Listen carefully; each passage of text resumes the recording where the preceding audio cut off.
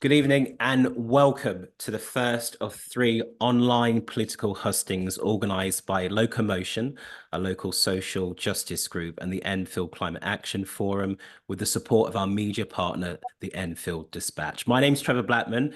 I'm the CEO of Edmonton Community Partnership, and my job here tonight is to simply chair tonight's husting in Enfield North for the constituency of Edmonton and Winchmore Hill. I hope it's going to be an interesting and energetic discussion, and you are part of this. So please make sure, if you can, and if you haven't already, you'll be able to submit any questions in the webinar chat. And we've had loads of people who've signed up already and done that. We've got over 50 questions. Tonight, you're viewing us not only here on the webinar, but you're also seeing it streamed on Facebook and YouTube. So, as we recover from last night's TV debate, tonight's hustings brings the conversation closer to home with a sharp focus on 3 important themes: housing, cost of living, climate change, and the environment. Now, each speaker will be allocated just 1 minute to confront these urgent themes via questions submitted prior to tonight by local residents, as I said, as well as, I hope, questions from you as well. They will be told when they've got 15 seconds left to answer those questions. They'll have a minute to answer them, and I'll try and nudge them to make sure they do that on time. And hopefully our wonderful friend Panos will be looking through all of your questions. So when I give him the nod, he'll also read out some of your questions as well. But like I said, all you need to do to submit a question is just to put it in the webinar chat box, which you can see at the bottom of the screen. We're pleased that all the candidates, bar one, has agreed to attend the hustings, but unfortunately, 2 candidates will not be attending. That's Neville Watson from Reform. He didn't respond to our request, and Zoe Huggins, the Conservative candidate, told us her management team planned her schedule, and so we should contact them, which we did on several occasions, but they didn't reply. However, with that said, pushing the dialogue in our community tonight, we are joined by Luke Bolnay from the Greens, Tim Martin of the Liberal Democrats, Labour's Kate Osamor, Yemi Alawala from the Christian People's Alliance, Independent Khalid Sador, and Denise Headley from the Workers' Party of Britain. Good evening to you all. How are you? Good evening, everybody. I'm fine, thank you. Yeah, very well, thank you. Very well, Trevor. Very well. Good evening. Good evening to you as well. And Yemi, sorry, but I'm going to get it right by the end. Do not worry. Thank you. So let's start. We're concentrating on housing, the cost of living, and climate change and the environment. And we're going to try to give each section equal time, around about 25 to 30 minutes. And we want to address as many questions as possible. So I must remind our candidates to restrict your answers to 1 minute, as I said. And I'm also asking you to be positive and to tell us why we should vote for you and not why we shouldn't vote for the other person, okay? Let's just keep this on the party and the policies. So first up, and to start with, a short introduction on housing and the cost of living from Naina, the Chief Executive of Citizens Advice Bureau.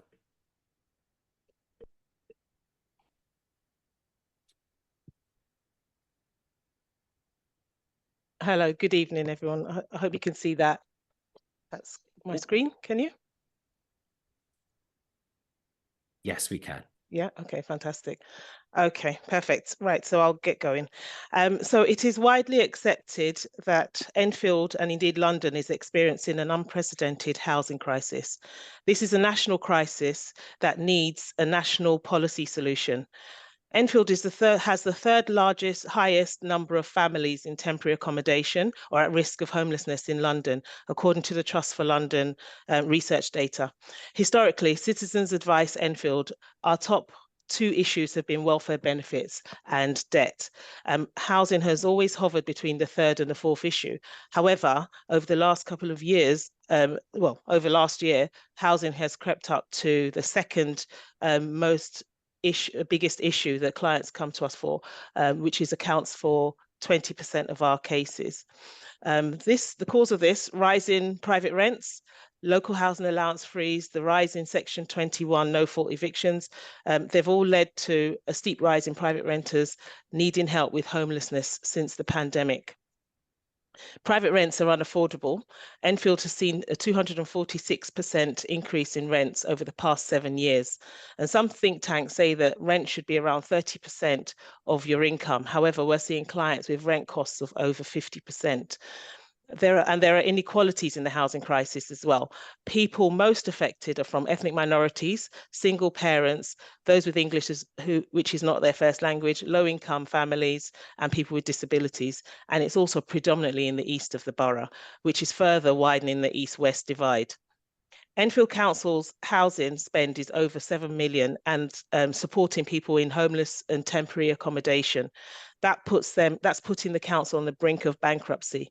The council will also need to save next year 35 million approximately in order to avoid bankruptcy. Majority of their money is going on supporting housing and homelessness. There are no council properties and no affordable homes for people who need it most, and the private rented sector housing stock is dwindling. So I have a short video which I'm going to share from our housing forum, where we heard from our residents on the issues that they face. So whose responsibility do you think it should be to find that home or house for you? Initially, it's down to us. Okay. But with support. I mean, I'm willing to even go as far as go private renting myself, but I can't afford to pay for both it's the getting deposits and the like the deposit and the month's rent and things like that. Yeah, People just aren't in the financial situation to be able to do that. We've got this group here saying that the individuals should be responsible for finding a home if it was very easy to do so. That's why we at the moment rely to the local authority, because it is impossible to rent a property at the moment unless you have a guarantor, unless you have certain income, and unless if you can't provide both, you have to have good money aside to be able to give at least 2 months rent and 2 months deposit. That's right. Which, if you have those money, then you're not entitled to benefits. And a lot of So them don't take it's DSS. it's a very difficult. Yeah, a lot of people don't take DSS, private renters. So whose responsibility do you think it should be? Okay, so that's it. Thank you very much. Over to you, Trevor. Thank you, Naima. So look, 5 years on from now, as we reflect on the government that came to power on the morning of July the 5th, what will we see as the legacy on housing? Will the actions taken have provided lasting solution for Londoners and those with low incomes to have stable homes? How the policies implemented have shaped the living conditions and a sense of community for residents living right here in the constituency of Edmonton and Winchmore Hill? Well, tonight, for the first of our themes on housing, we're going to find out, as we've been given loads of questions on this. So first up is a question from Mary M. We know there is a housing crisis. Enfield has traditionally had a large private rented sector to fill the gap due to limited housing, social housing, sorry. However, there are more Section 21 evictions, more people applying as homeless, and the rent in London and the South East is unaffordable.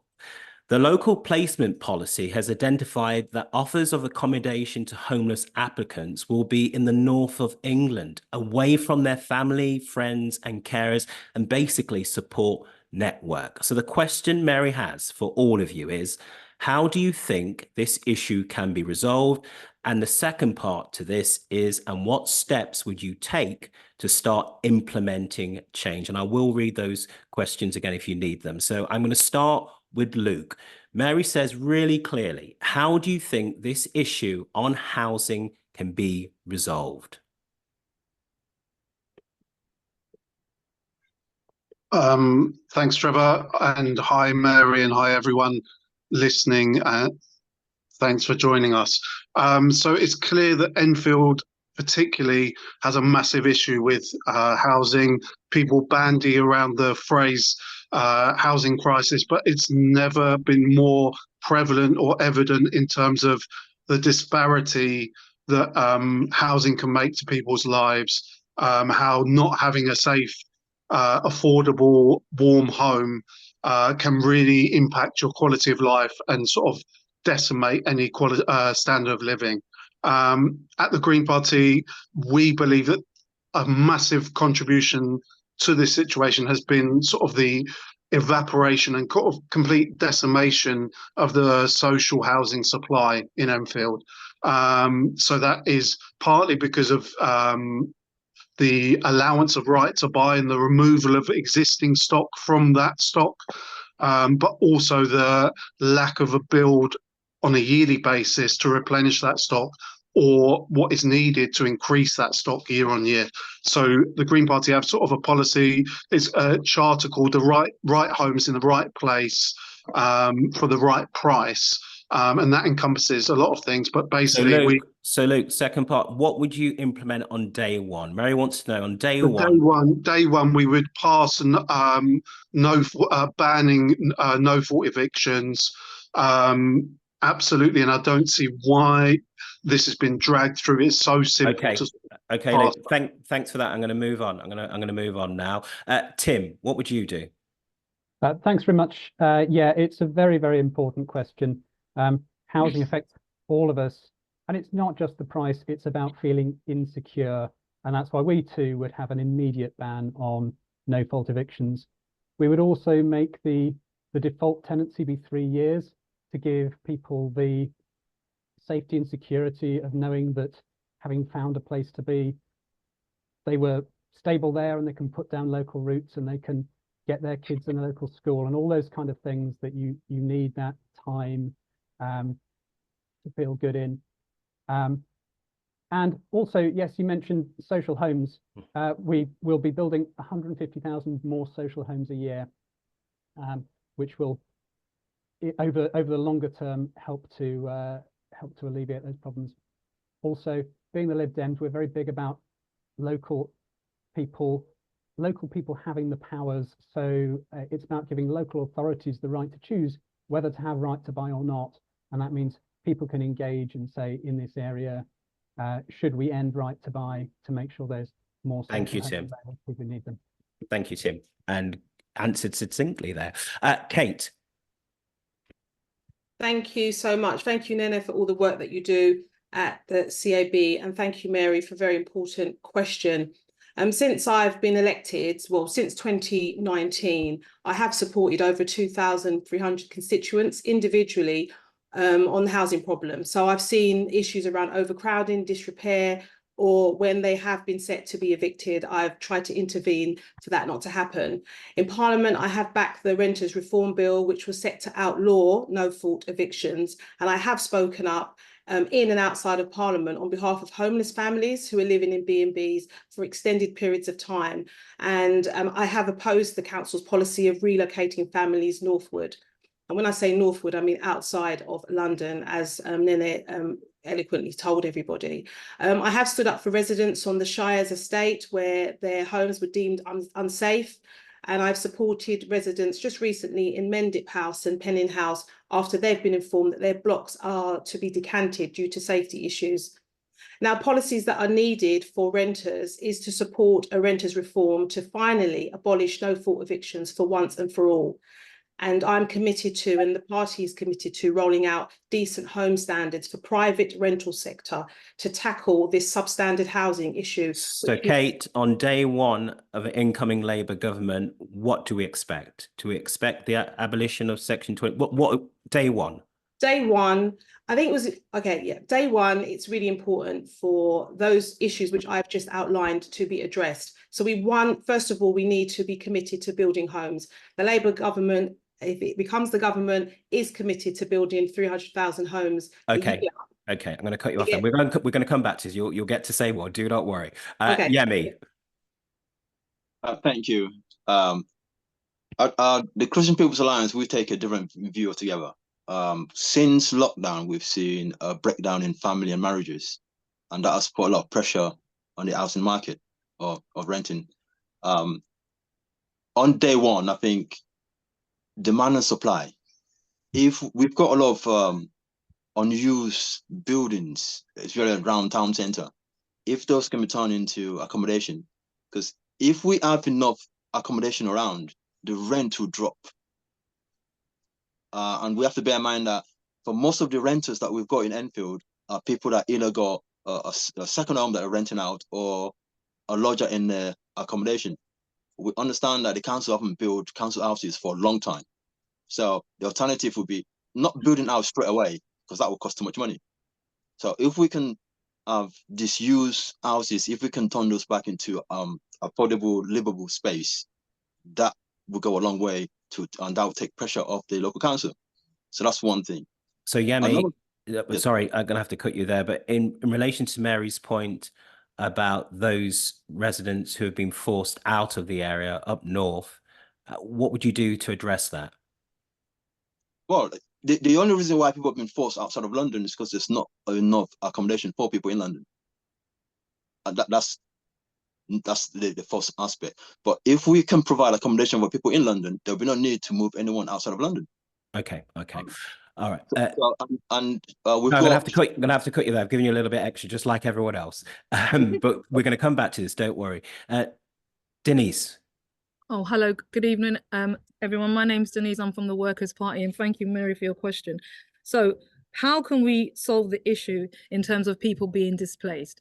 The difficulty with the local housing is that there is insufficient provision.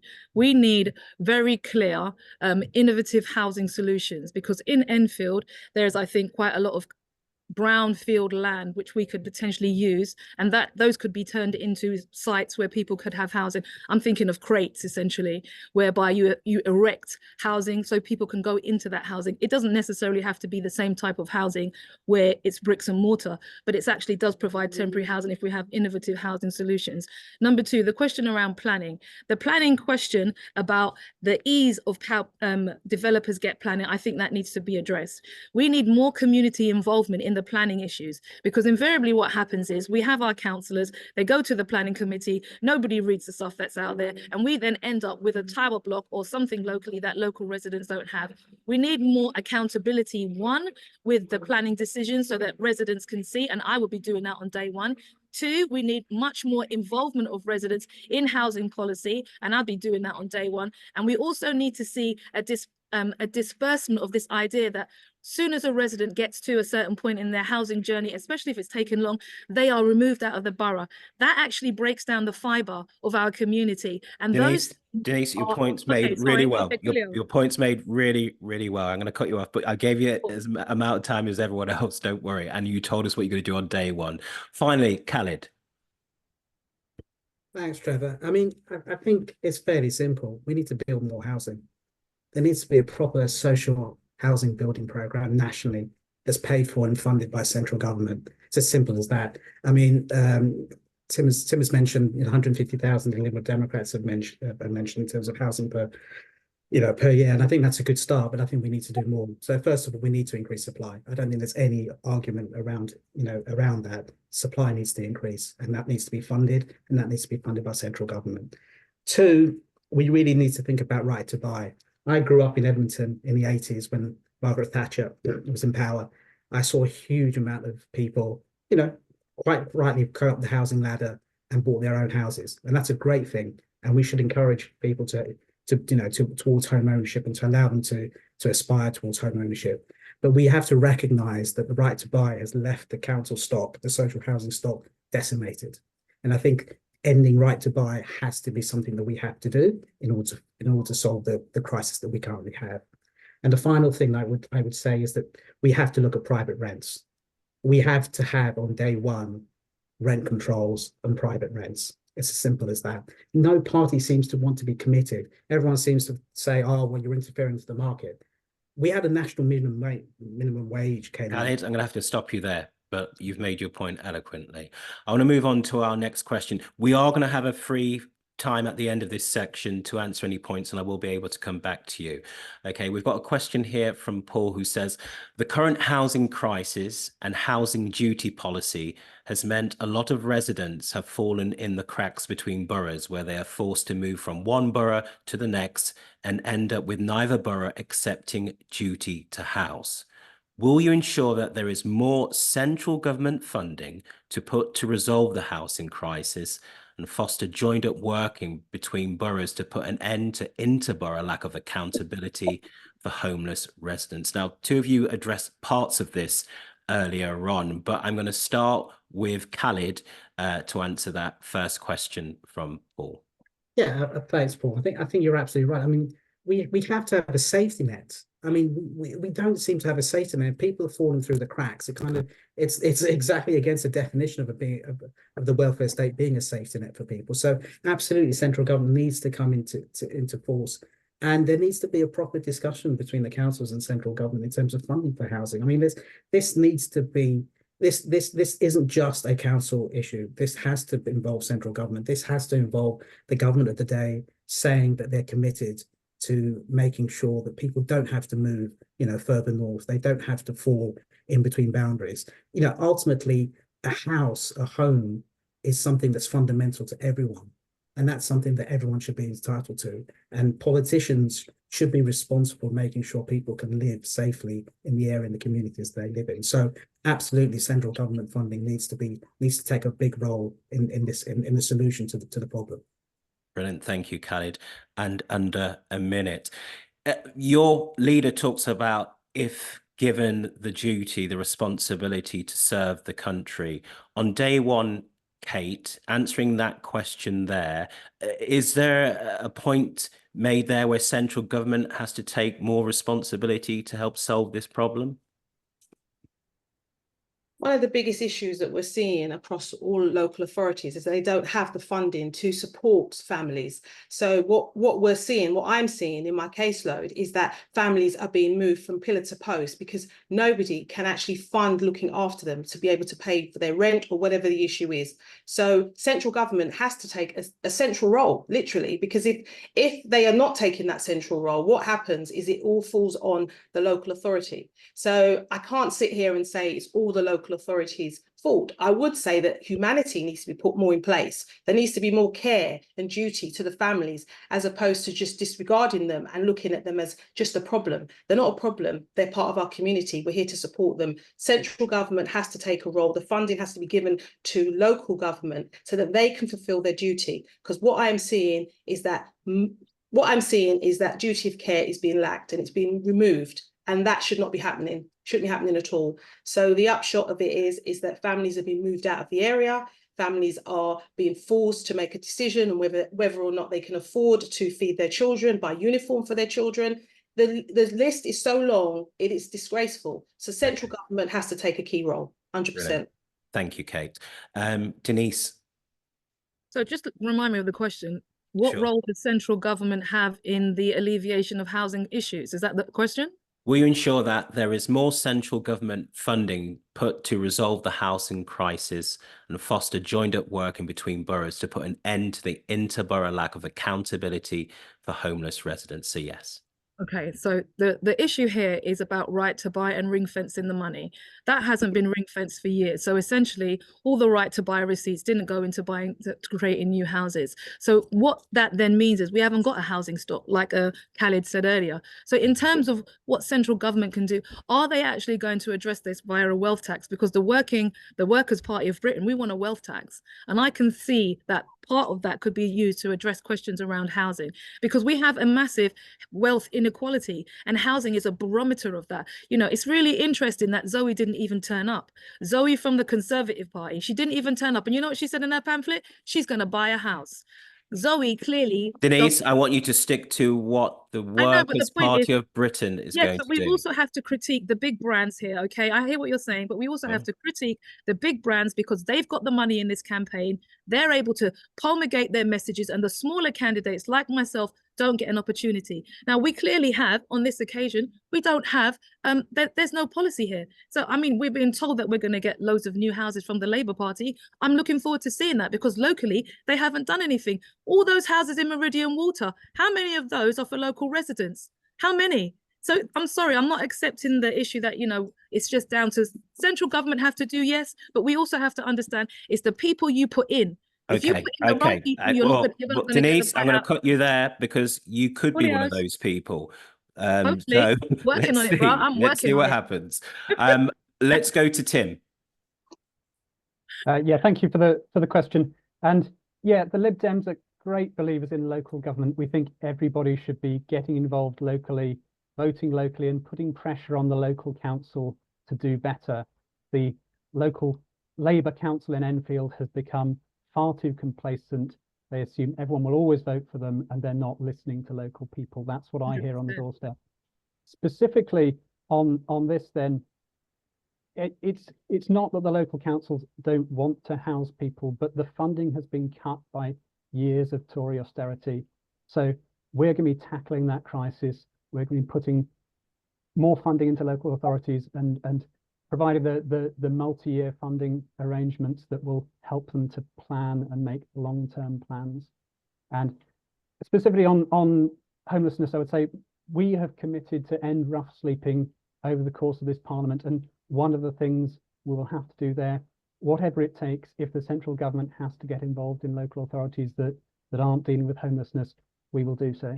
Okay, thank you, Jim. I think near the end, we will dive a bit deeper into where all this money is going to come, that hopefully is going to resolve a few of these issues. But for now, Yemi. Okay, we're proposing a turnover tax of 5% on all the multinationals that make profit in this country. The issue of funding has been, or lack of funding, has been going on for ages. We reckon that we will raise, by just 5% turnover tax, we will raise 42 billion. We'll be able to fund local council, because housing is important. I personally don't think it's ethical to move people out from London somewhere else because we can't be bothered to provide accommodation for them. So we will make sure that people are looked after. We are a wealthy nation, and as a wealthy nation, our first and foremost duty is to look after our people. We've got a duty of care. So for me, I would like to see a well-funded MP council that is accountable. It's not just right to buy, but ordinary, average working people that can't afford to buy a property should be able to have affordable rented space within the borough. Okay. And that's what we're going to work towards. Okay, again, we may drill down into that tax you've mentioned there later on, but finally, Luke. Thanks for the question. Sorry, I didn't catch who it came from. It's from Paul. Paul, thank you, Paul. So obviously, I don't like this sort of passing of the buck in terms of, oh, it's a local issue, it's a central issue. Do you know, I think that game is played so often and too often. So obviously, it needs an absolute commitment from central government in terms of funding allocation, and that has to be backed up. That has to come from somewhere. You can't just say we're going to build this number of houses, you know, and where is it coming from? The Green Party put forward that they're going to be quite ambitious in terms of raising a lot more tax. They're very honest about that.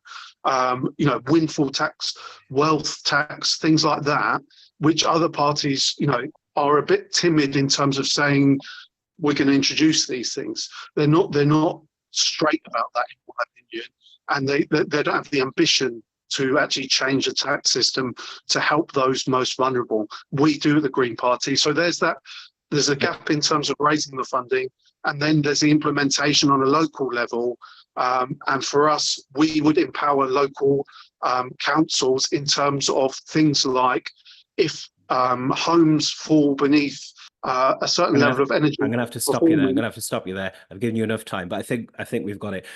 We're coming near to the end of this section, but we've got one more question, and I want to go to our chat as well, because we've got questions from quite a few people, and it wouldn't be right of me to miss that. So last question, that in terms of those sent in, we haven't actually got a name for this. It's a question regarding Section 21 housing placement policy and affordability. It says here, what steps would you take to tackle the negative impact on residents? And that's, of course, in relation to Section 21 orders. I'm going to go first to Kate on this. Thank you for that question. I did earlier speak about the no fault evictions, and I'm not sure if that got across, but I did answer that is something which not only is wrong, but it's something which, when it came to the Renters Reform Bill, which took forever to come through Parliament, I voted to make sure that was no longer something that could be enacted, because it really is affecting people in Enfield, much less around the country. So this is something which needs to be put in place, because lots of families are renting in Enfield and renting for a long period of time, because there's no houses that they can have for their own indefinitely. So not only do we need to look at the renters, how they are being forced to live in substandard homes, but on top of that, at any given time, they could be forced out of their home. So we need to stop landlords actually being able to exercise that. Absolutely. Thank you, Kate. Yemi. I'll suggest that the council should be involved in private renting. If there is a channel which we know everyone's got to go through, you can't just evict people because you feel like it, but you've got to go through a certain channel, then that will give security to people that can't afford to buy a place and want to rent a place, because they know the council is involved and the council will make sure that they get a fair deal. What we cannot do is, someone told me that some of the MPs are also landlords. That's why landlord reform, rental reform will never take place, or will take a long time to take place. So if we can have council being independent and being adjudicator for renting, that will ease most of this problem that we've got with the no fault evictions. Okay, I don't. People may question on the. There may be a reality in some MPs being landlords, but in terms of policies which need to be voted on in the House of Commons, this is why I have an active opposition to make sure that we hope that things are a bit more transparent than what you're suggesting. Let me move on. I understand what you're saying, but I'm just, let's move on from there. Luke. So, yeah, I agree with that in terms of being suspicious, in terms of there might be sort of vested interest, and not even if it is just from a purely kind of not wanting to lose the private landlord vote, you know, just from that perspective.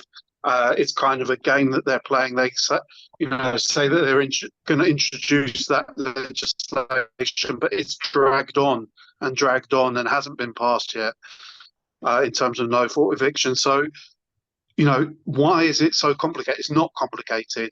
It's just a lack of will. And that will has to be there now. The situation for too many people is too bad that we have to pass that. And also things like, Greens would sort of introduce where long-term leases, so as well as no fault eviction bans, long-term leases that provide that security of tenure, and also making sure that every home is of a good standard in terms of the energy efficiency, so people aren't in cold homes, or spending all their money heating it, which again has a knock-on effect to their well-being, mental health, and sort of daily struggles. Thank you, Luke. Thank you. Denise.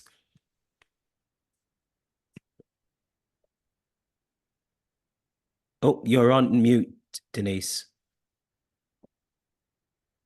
You're still on mute. There you go. There was a slight bit of noise there. It's yes. Okay. So my approach to this is twofold. The questions around Section 21s are invariably, you have a marketplace that has small holders in terms of people who might have a small flat who rent it out, as opposed to your large landlords. And I think what's happened is, because of what's happened with the Liz Truss budget, don't forget our mortgages went through the roof, people's rents ran up. Those small holders now, it's not profitable for them to hold on to it, so people are getting evicted. And I think what's the issue is that because of the nature of the market, you are always going to have the conflict between those who want to have their property on the market and those who want affordable rent. points, and you have to find an innovative way of dealing with both of them. And the issue that we're here is because there has been a neglect of social housing and social housing building. Even with your registered social landlords, they're pricing a lot of people out of the market. So the point is, we need a wide scale reform. It's not just about Section 21, it's about the whole market, the mix, and the nature of our engagement in it as users, renters, and landlords. And I land. You landed very well there, Denise. You've got a timer. I like what you're doing there. Khalid. So I privately rented in Enfield for 10 years before we could afford a deposit for our house. And I don't think people realize the stress you feel when you get to renew your rental contract and not knowing whether your landlord is going to, effectively say, oh, well, I'm going to put my house up and say you need to move. It really is stressful. And I think, the Section 21 clearly needs to be brought in. That reform needs to happen. And I think people need to understand that there needs to be a balance between the rights of tenants and the rights of landlords. I mean, no one's saying, we should shift the balance, excessively to one or the other. But having some sort of control, as I mentioned before, needs to be in place to regulate the fact that landlords can't just suddenly, choose to increase rents by 20, 30% when inflation may be 5 or 10. And there needs to be clear guidance in terms of what's allowable and what's really, the most fair for both parties. And I think that sense of fairness really does come from negotiations with, the councils and the central government. We talked about financing, we talked about policy, and we'll talk about funding, I'm sure later, Trevor.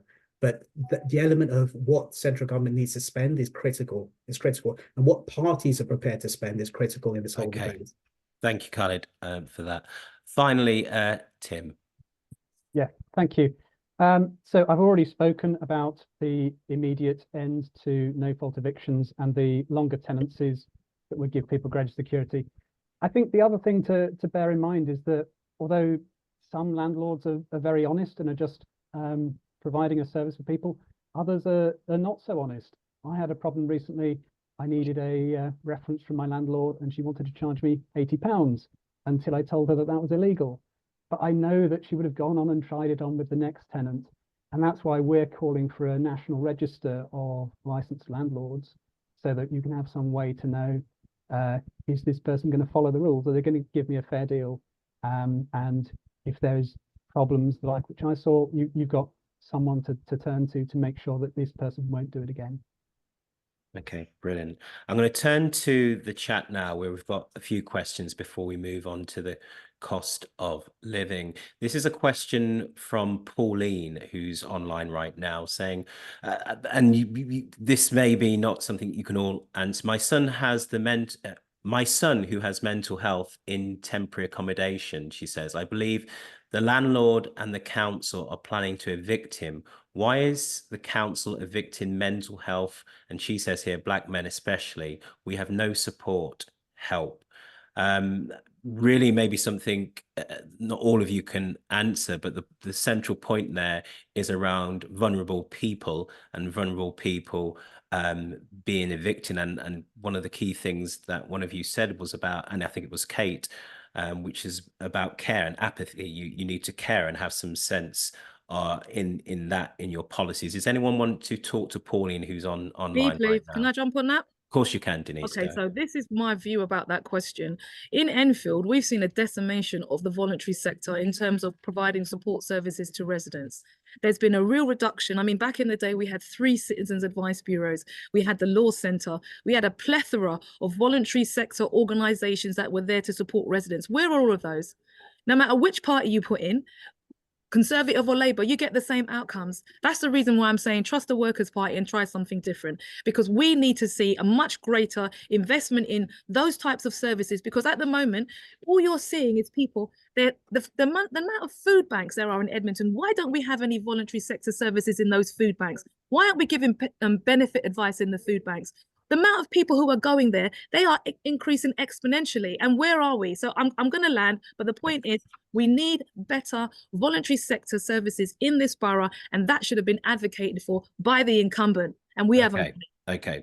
heard. Anyone else before I move to the next question that we've got here from Louise? Can I just ask something? Go on. Sorry, Of sorry, you can, Trevor. Kate. In regards to Denise, when you say incumbent, are you referring to me? Yes, you. Oh, so you're thinking I'm not doing anything about these things? I think your penetration in the marketplace speaks volumes. Nobody knows who you are. They don't even know Really? if you're... Okay, Denise. Okay, Denise. that's not what You we're asked here me a for. question. She did ask the Denise, question. if no one knew who I was, I wouldn't be able to answer the questions. I wouldn't even be able to say how many people that I've helped if no one knew who I was. Okay, Denise and Kate. Into something which is actually quite well organised. Kate, and rise above both of you. So I'm going to mute you both.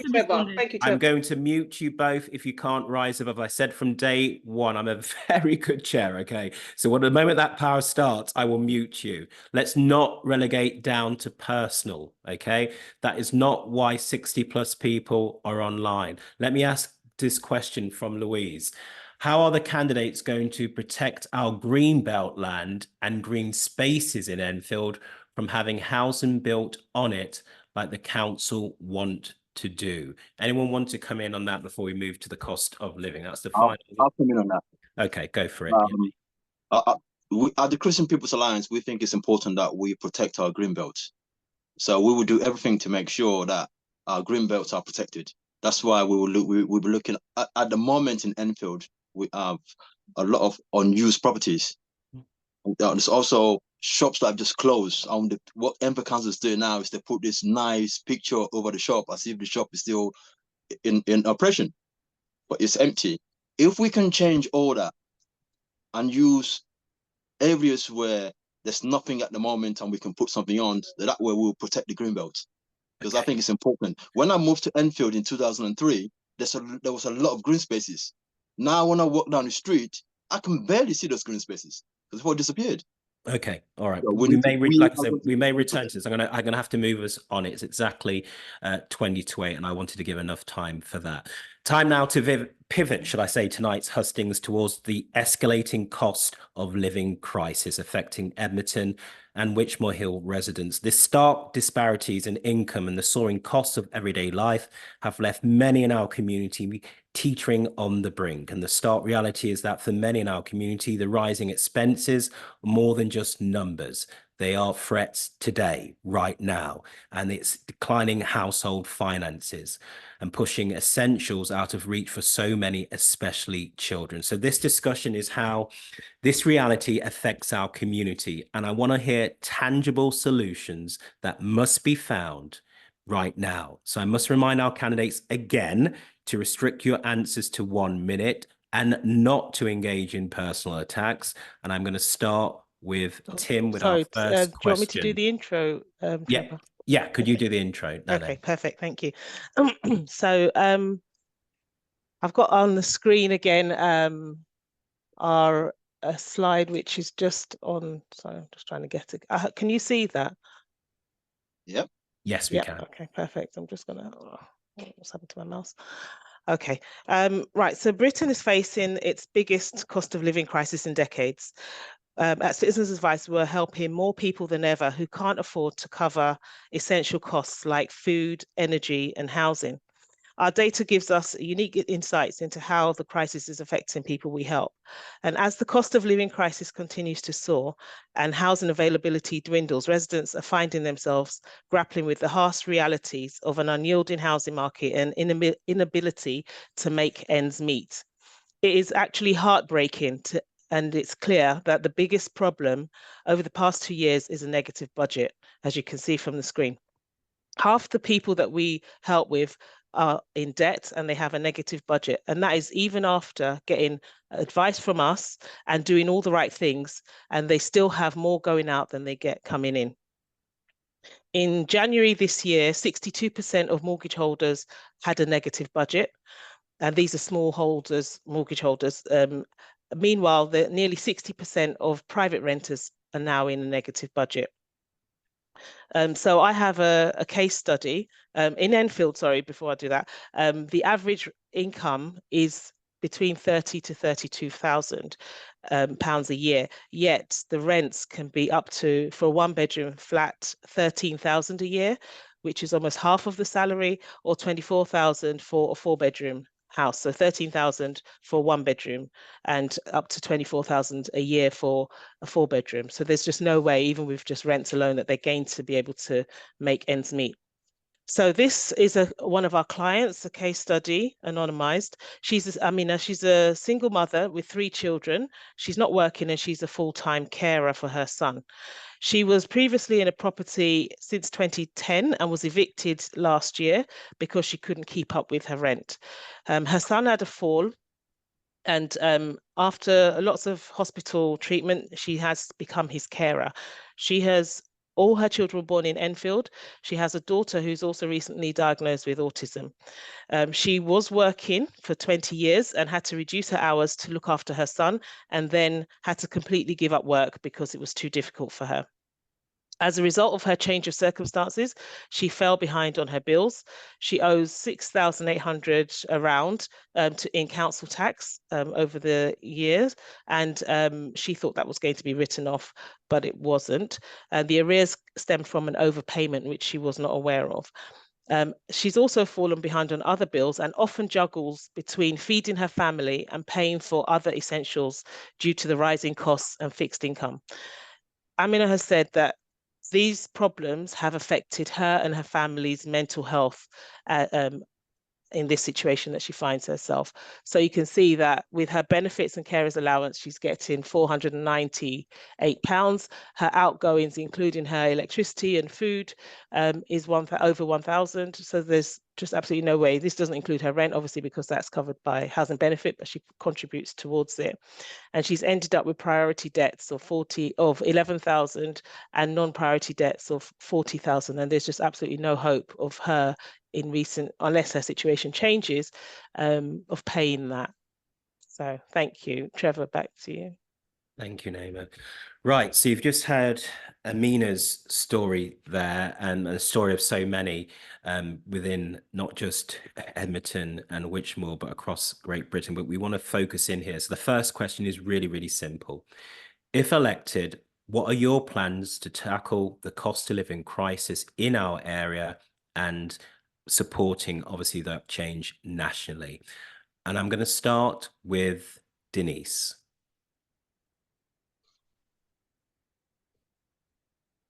Denise, are you there?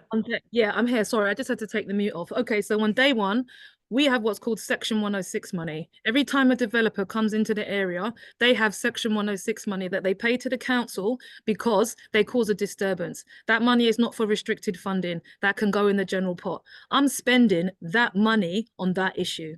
That's how I would address it, because I think what invariably happens is we have other councillors and our MPs, and they don't respond to the things that the public want. We need some way of having a mechanism that gives us that. Now, if you've got disposable income in the council with Section 106 money, it's got a new name now. I mean, back in the day, I was a councillor, so I've got a lot of experience with local government.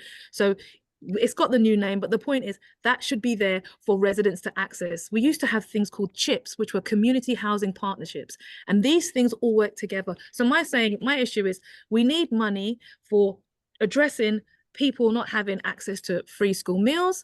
Why can't the S106 money pay for that? Why can't the S106 money pay for certain things for the families? You know, that's my thing. We have to be innovative in government. You know, at the moment, we're just siloed between Conservative, Tory. We need to start moving out of that bracket, give some people some different chances so we can approach local government in a different way. Denise, and build on the green belt. Yeah. Denise, sorry, people. A bit of it has to get. Denise, I'm going to stop you there. You landed well. Don't worry.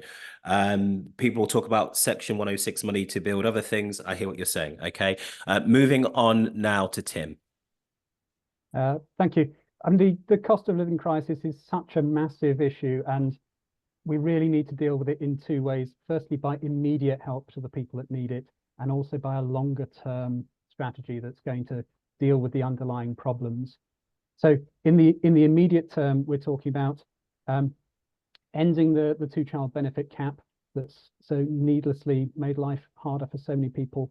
We're tackling people's energy bills with free insulation for anyone in poverty, anyone in need. We're also going to be tackling food prices with a national food strategy, putting £1 billion behind British farmers to help with providing food, and of course, free school meals for all children in poverty. In the longer term, it's all about proper economic management, And one of the key things is sorting out the disastrous Tory Brexit, building better trading relationships with Europe, which can bring down the cost of imports and bring down the cost of so many goods. Thank you, Tim. Within time as well. Well done. Luke. I'll try and be within time as well for once. Sorry. Yeah, I mean, the Green Party's approach is, obviously there's two issues here in terms of a lack of support for some people who need more support, but also sort of escalating costs on the other side. And those two things sort of hammering at them, if you've got the money coming in isn't going up in line with the money going out, then obviously you're onto a losing streak. So we would attack both of those things in terms of providing more support for people, but also reducing sort of outgoings, for example, on electricity, energy, whereby insulating homes, and also massive investments in renewables. So we've got energy security. And it's not all, and it's also a lot of it can be community owned. Keep the money in the local community, and renewables are the cheapest form of energy. So therefore, bring down those energy bills and attack it by two prongs. You were just over by 3, but I'll allow that. Don't you worry. Yemi, thank you, Luke. Okay. We've identified that there's a new group called the working poor, where people work hard, get paid, but they don't have enough money to survive, basically. So what we're proposing is that for those struggling family, we will actually reduce income tax for them, so that their take-home pay will be more. That's one thing. We also proposing that we are going to offer rough sleepers somewhere to stay overnight while we assess the situation, because we shouldn't have anyone on the street for a country this wealthy. And also, we believe that for Britain to actually get better, we have to start making stuff. So we're going to encourage the manufacturer industry, and hopefully we'll get some company come to Enfield that actually make something, and that will create more jobs for local people. With the food bank is run by volunteers. Personally, for a rich country, we shouldn't have a food bank. Okay, I'm going to stop you there. And I'm just looking back at my notes from one of the first questions, and you talked about taking over disused buildings. I suppose that's where you're going to house all those homeless people. Is that correct? That's correct. Okay. Khalid. Guys, let's take children out of child poverty. Let's end the 2-child benefit cap. Let's have free childcare for people for under 5s. Let's give families a real chance to bring children up, not in poverty, but actually, and give them a chance and opportunity in life. Let's give workers minimum wage of £15 an hour, something that they can use and something they can get out of poverty without having to have handouts. Universal credit, a level that people don't have to visit food banks. This is what we need. Labour and the Tories are sticking to their fiscal rules, and they're not going to spend. And what we're saying is tax people with wealth more than 10 million. 1 or 2% on people with over 10 million raises 22 billion. Equalising the capital gains and income tax, such that Rishi doesn't pay a lower effective tax rate than working class families, again, raises another 18 billion. We have got the money if we have the courage to actually tax people with surplus wealth, companies that are making surplus profits. Those are the people that we should be going after, not working families, people who have made a significant amount of accumulated wealth post-COVID. Please pay a little bit more so that we can then benefit from, less of poverty and a better funded NHS and public services. Thank you, Khalid. Finally, Kate. Thank you very much. It's a very important question that has been asked. I think we just need to really start talking about poverty and looking at how it's affecting families. There is a household support fund, but it needs to be extended. And I would support that extension because it provides crucial support to families who are struggling, and this comes through the local authority. I would also back the Mayor of London, who is continuing to provide free school meals to every child in London, and that helps many families. It could cost up to maybe £1,000 per child per family. So that's something that's really important. Free breakfast club in every primary school is a no-brainer. This helps to make sure children not only can concentrate, but they also get a good, nutritious meal, and the parents can actually get out to work and not worry about their children if they know they've not actually had a breakfast. We need to invest in home installation to reduce the energy bills, and this will help tackle the poverty. The Labour Party and I plan, I hope, this needs to happen, I'm about to say it, invest in green energy. This will cut energy bills, reduce our reliance on dirty fossil fuels, which are imported from overseas. We need to expand the access to free childcare, because it can't just be for a certain group. It needs to be every child that needs it. And with doing this, we will actually be able to also tackle the housing crisis, because the two come together. If we haven't got good housing and people haven't got money in their pocket, then how are they going to actually be able to pay for the homes which may not have good insulation? I'm going to stop you there. Oh, okay. Thank you. You got it in. Thank you very much. People have been busy in the chat. We are going to turn to the chat in a moment, but I'm going to build on, again, something both Yemi and Denise said with our next question. This question comes from Suzanne. Suzanne says, the voluntary sector are doing so much to support residents in the cost of living crisis, yet there is really sobering analysis from the National Council for Voluntary Associations on how little the third sector, VCSE, is mentioned in the manifestos of the main parties. Her question is, what will you do to ensure that VCSE's third sector is adequately funded and supported to respond to the current cost of living crisis? For instance, and she's given an example here in terms of community house rents have gone out. So those third sector organizations who presently are part and operate outside of Community House on 4th Street, they've been issued with higher rates of rent, even though they're doing a lot of that frontline grassroots work to support those residents at the forefront right now of the cost of living crisis. So who wants to answer that question first? I'm going to turn to actually Yemi. I'm turning to you first. Okay. We are proposing that to help, we're going to cut business rate. Yes, it's still in Enfield. Going back to the turnover tax, that we are a Christian party, and our belief is that it's our duty of care to look after our people. As a country, as we prosper as a country, we have to make sure that the people within benefit from that prosperity. So we are proposing that to help. We believe we have to help the family first.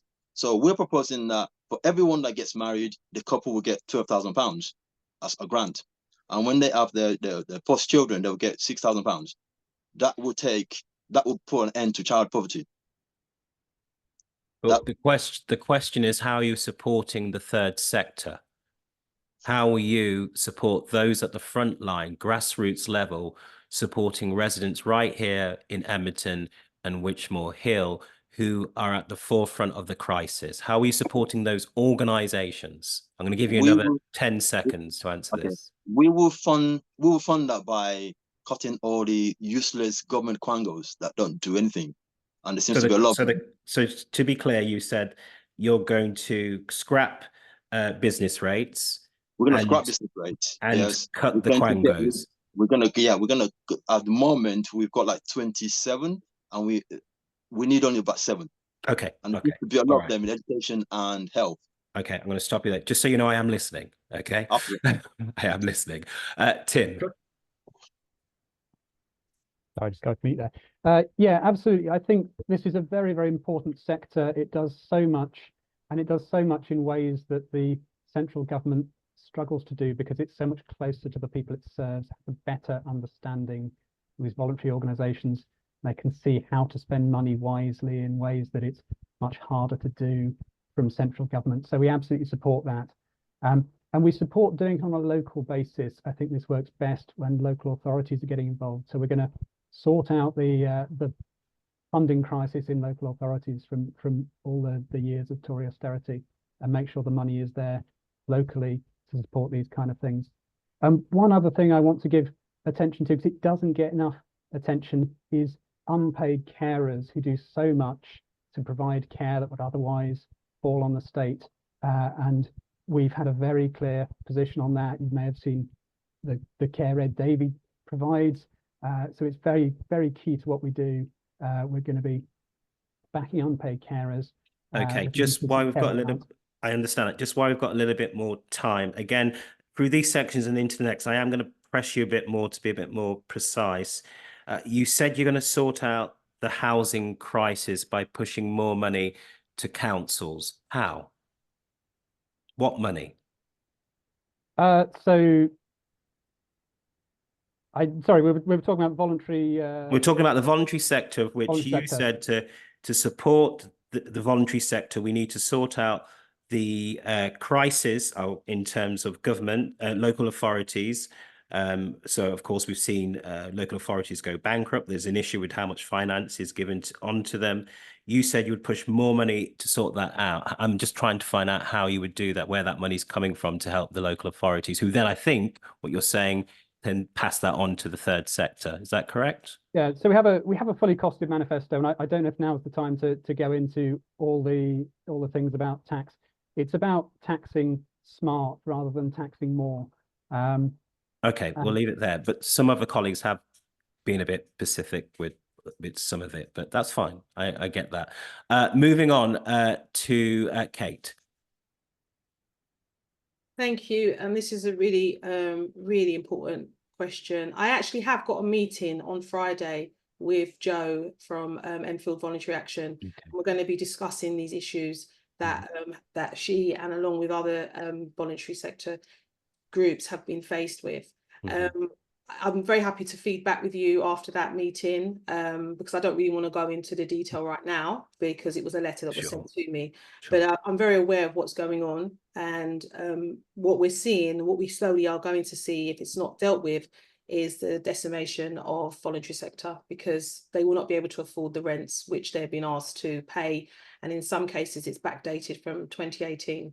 So this is something which is really important to me and also very important to the community. And I'm very happy to feed back to everyone here, even though I'm reading in the comments that I don't do nothing. Got a laugh, actually. But I'm very happy to feed that back to you, Trevor, in your role as the chair. Thank you so much for that, Kate. Okay, Luke. Sorry, yeah, I'd absolutely echo in terms of the importance of the third sector, especially here in Enfield, in terms of there's some fantastic organisations doing some fantastic work, and we saw that. We see that every day at the moment, but we also saw that particularly sort of during COVID times, where organisations like Age UK, I actually helped them like sort of deliver prescriptions to people that couldn't leave their house and things like that. Do you know, that would just crystallised how critical they are, and if those didn't exist, what would have happened then? But I think it's a systemic issue in terms of third sector organisations can't be asked to do everything. Do you know, if people are struggling so badly that they need to go to an increasing amount of third sector organisations for increasing need, that's wrong. So the government needs to do more at the source in terms of you know, increasing payment to people in terms of you know, universal credit, things like that. We would also advocate for a universal basic income, and, you know, scrapping the cap to two-child, things like that, but also making sure that that money comes from the wealthiest that can afford it the most, and not being ashamed to say that. Brilliant. Thank you, Luke. I'm going to move on to Khalid and then Denise. Khalid. Yeah, I mean, I think what we need to support our kind of voluntary organisations is obviously funding. So the funding is a key part, but also I think we need to advocate for them. You know, we really do need to meet with our, you know, our voluntary charities and our sectors and actually speak to them and say, what are they doing? How can we help them? What can we do to advocate for them?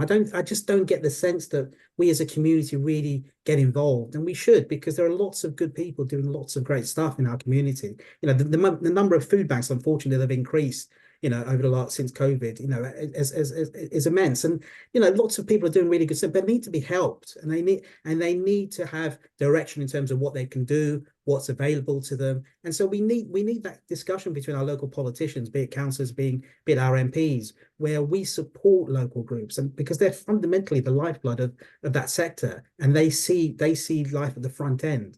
And so not just funding, which is obviously important, but they just need our support. And politicians, really, our MPs and our councillors, we should be doing more to make sure that they're supported and they feel supported. Thank you, Khalid. After this, I am going to be moving to the chat. So if you've got any questions around this, please put them in the chat. I've already seen some from Kuljit, as well as Omayeli as well. But finally, Denise, how are we going to support our third sector? Okay, so thank you. And we heard Amina's story. The question around supporting the third sector is a political choice. We currently have a Labour, a council and a Labour MP.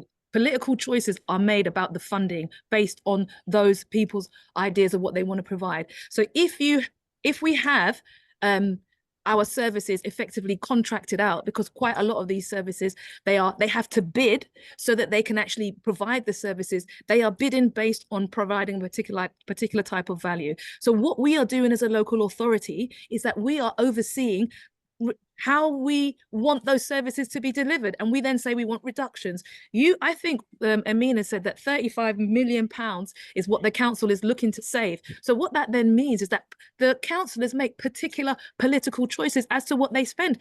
They're cutting the money. Your Labour councillors are cutting the funding. So you need to be aware of that. So if you're going to be— So what would you do? What would you do? Okay, I'm back to the section 21. There's the section 106 money. We can spend some of that. There's the wealth tax that the Workers' Party are putting in together. And how about we have a bit more involvement of and looking at the way in which the local Labour Party is treating those residents in community house.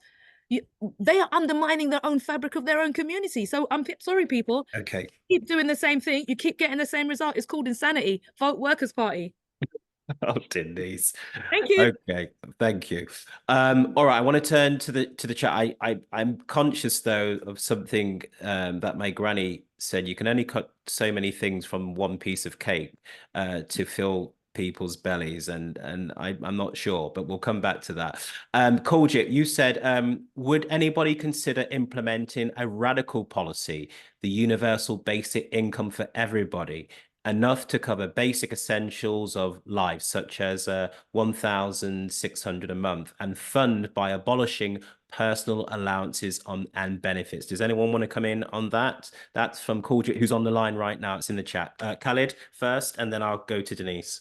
Yeah, I think we need to have a base level of universal credit that is sufficient for people to live on without going to a food bank. I mean, I think that should be, that should be the base minimum in terms of people should be able to have a level of welfare and a safety net that means that they don't actually have to go and rely on the voluntary sector. Now, how that's paid for, I think, is up for discussion. I think our proposal is to say actually a wealth tax and taxes on windfall profits on companies and energy companies can actually pay for that, and it's actually, we've costed it and it can be done. But I think having a universal credit layer, as the question said, I think is definitely possible and achievable.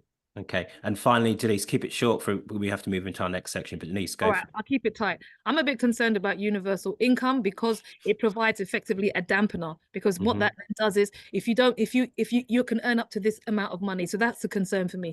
Also, it links in with the cashless society, because essentially we're all going to get the Bitcoin, whether or not we like it or not. It's going to come, and when we get into that whole situation where we have digital money, that's going to affect the poorest. So no, I'm not really sold on the universal income, but I'm willing to listen to some of the arguments. But I do think it dampens people's ambitions, because it's almost like, well, I'm here, I don't need to do anything else. I don't think that's good for Britain.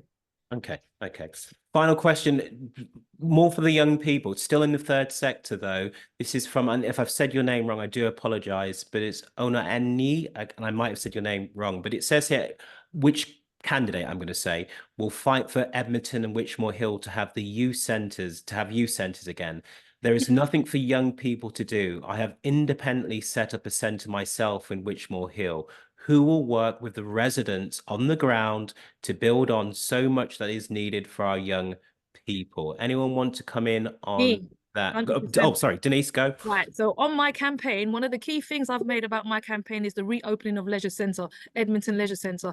I'm sure you've noticed that it's been absolutely crickets from the incumbent and from the Labour Party locally. We haven't had anything. We've had that taken away. That was a part of the fabric of this community. And why has it not been front and centre in this campaign? Why? Because it's not that important. Well, to the residents and people like myself who's used that centre over 30 years, okay, We want to see that. What's happening with Craig Park? What's happening with Crowland Road? Where are the youth services? I will be fighting for that, okay?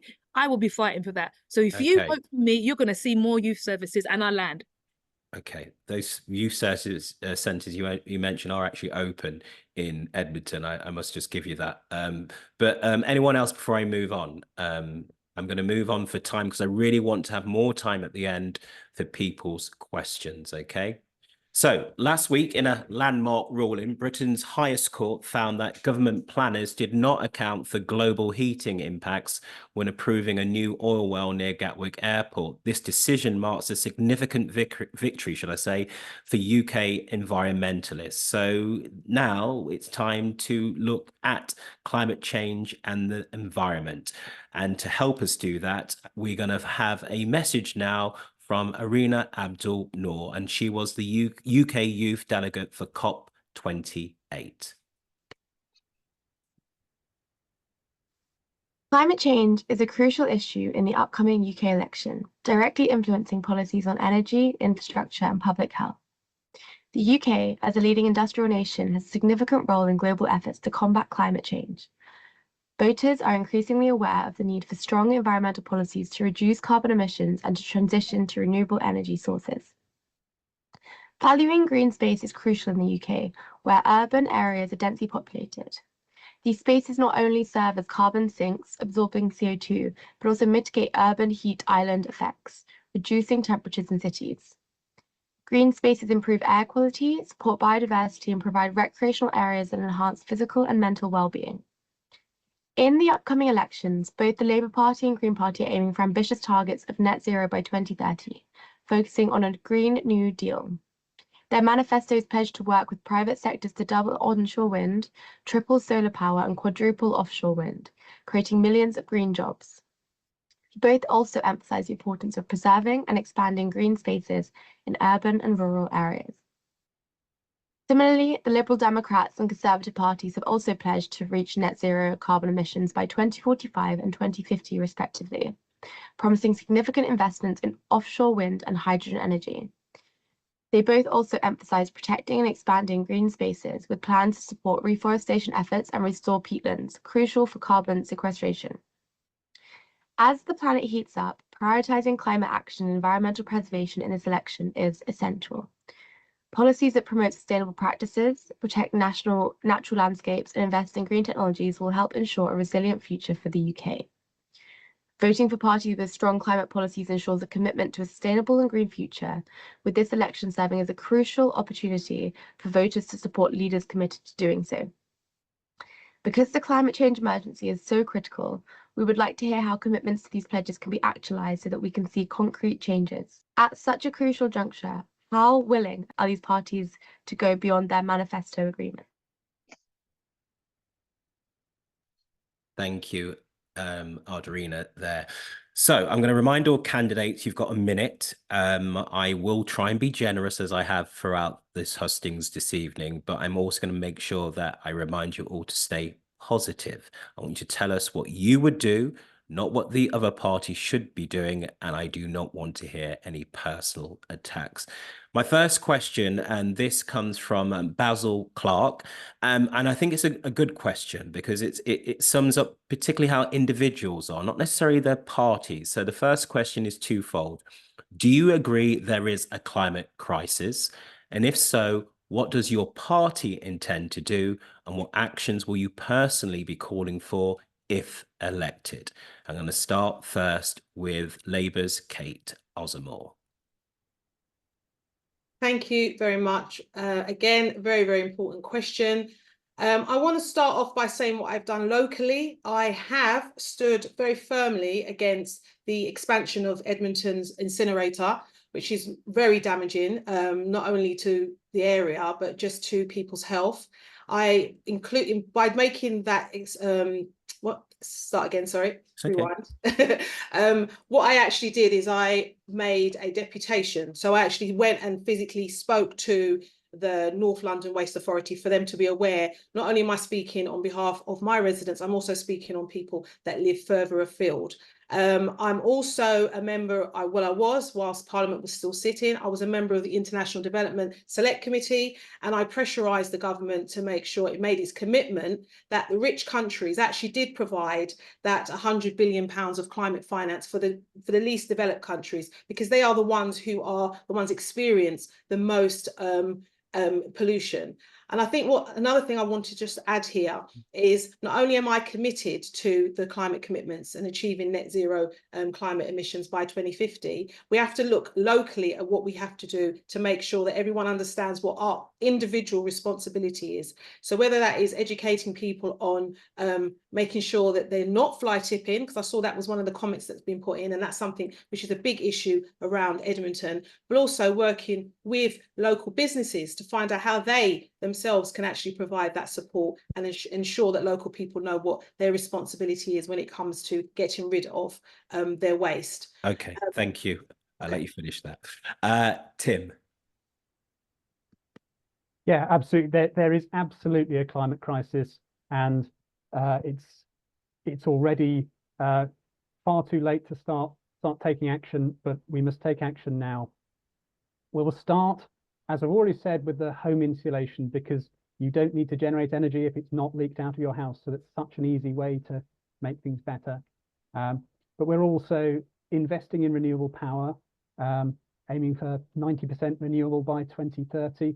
And also the crazy restrictions we have on new wind and solar power. I mean, this is profitable. It works, it's green, it's a proven solution, and yet we're restricting building it. And we're just ending those restrictions could lead to so much more green power. So locally, in terms of what we can do within Edmonton and Winchmore Hill, lots and lots of things. I mean, I've opposed the Edmonton incinerator from the start. I think it's terrible for air quality as well as for the environment, because half the waste that's going there is recyclable, and also improving the buses, because you can get so much more transport if you're using buses rather than private cars, but they're just not working. Brilliant, Tim. People. Thank you, Tim. Okay, Khaled. We need our MPs, we need our politicians to be active and out there. You know, we need to see them talking about the climate crisis, admitting to the climate crisis, and say they want to do something about the climate crisis. And that, we all probably agree to the move to renewables and the need for investment, but we need advocacy. We need our politicians to really get this message out there that this is something that we need to do, not just for the benefit of us, but for the benefit of our children and the generations to come. We can't leave a legacy whereby we let our children have to clean up the mess that we've made.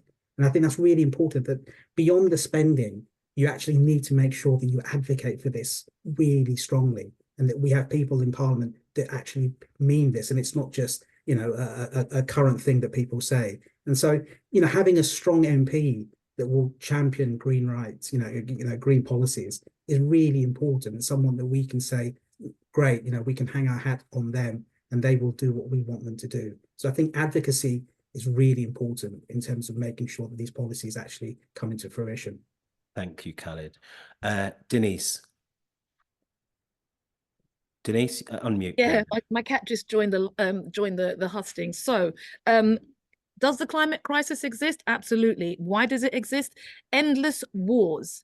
So if you look at the number of people who are coming to this country, for argument's sake, where are they coming from? They're coming from Afghanistan, Iran, where we as a country keep going into other people's country, displacing them and creating climate crises. So one of the key things for me is that we don't want any more wars, which the Labour Party will be taking us to war in 6 months' time under David Lammy. Trust me on that one. We don't know that. We will. Okay, but mark my words. Call me back in 6 months and we can do this again and we'll see if I was wrong. All right, stick to the question. Go.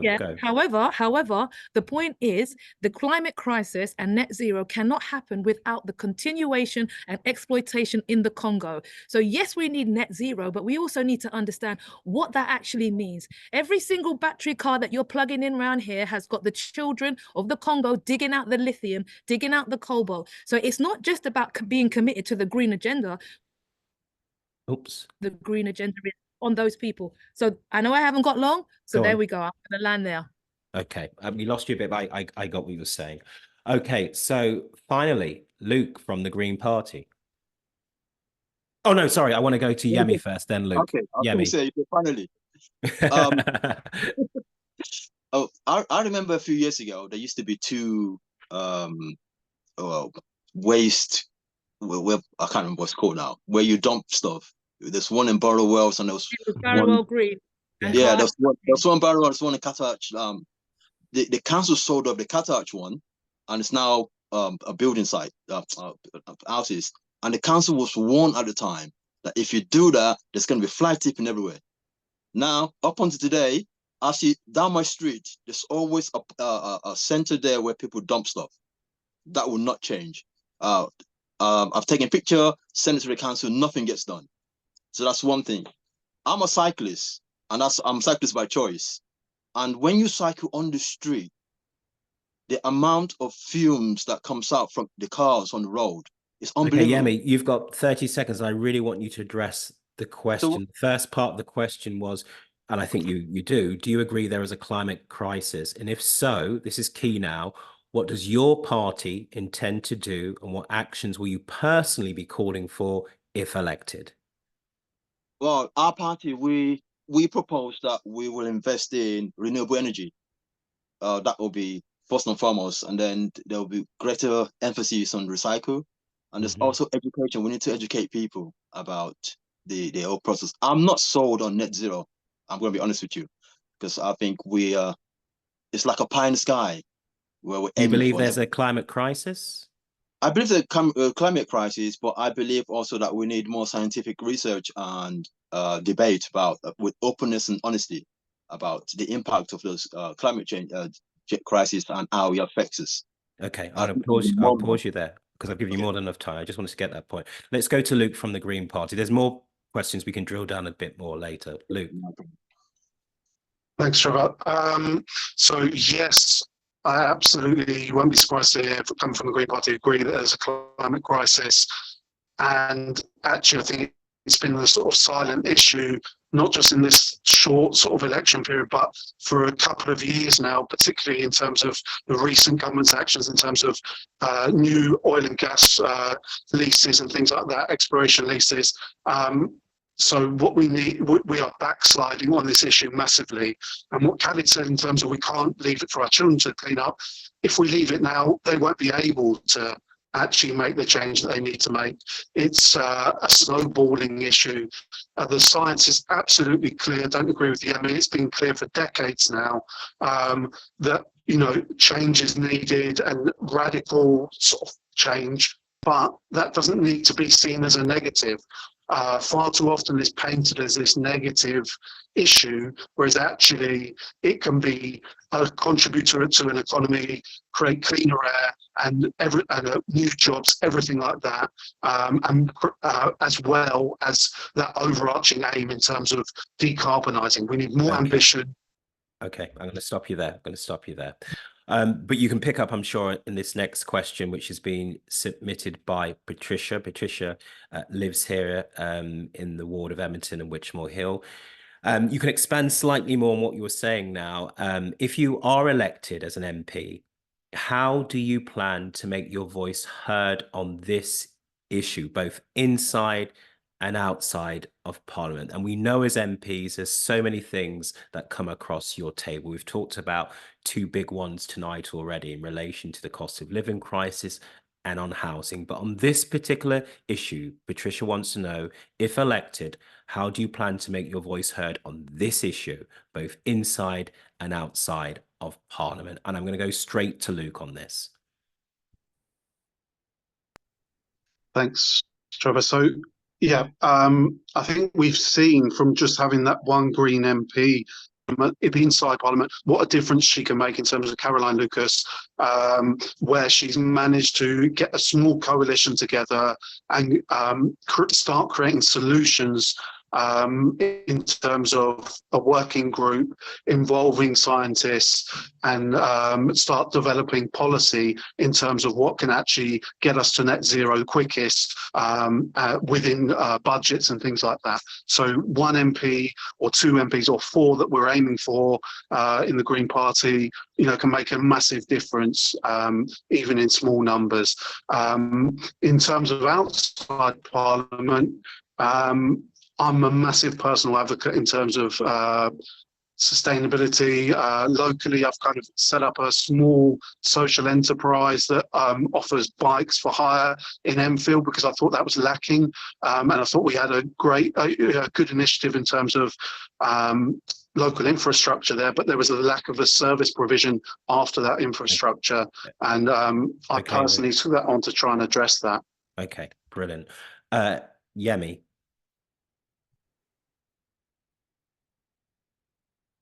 Oh, you're on mute, Yemi. There you go. Can you hear me now? Okay. Yeah. The way I see fighting pollution is, to be honest with you, I don't think we're ready for the drastic action that's needed. No.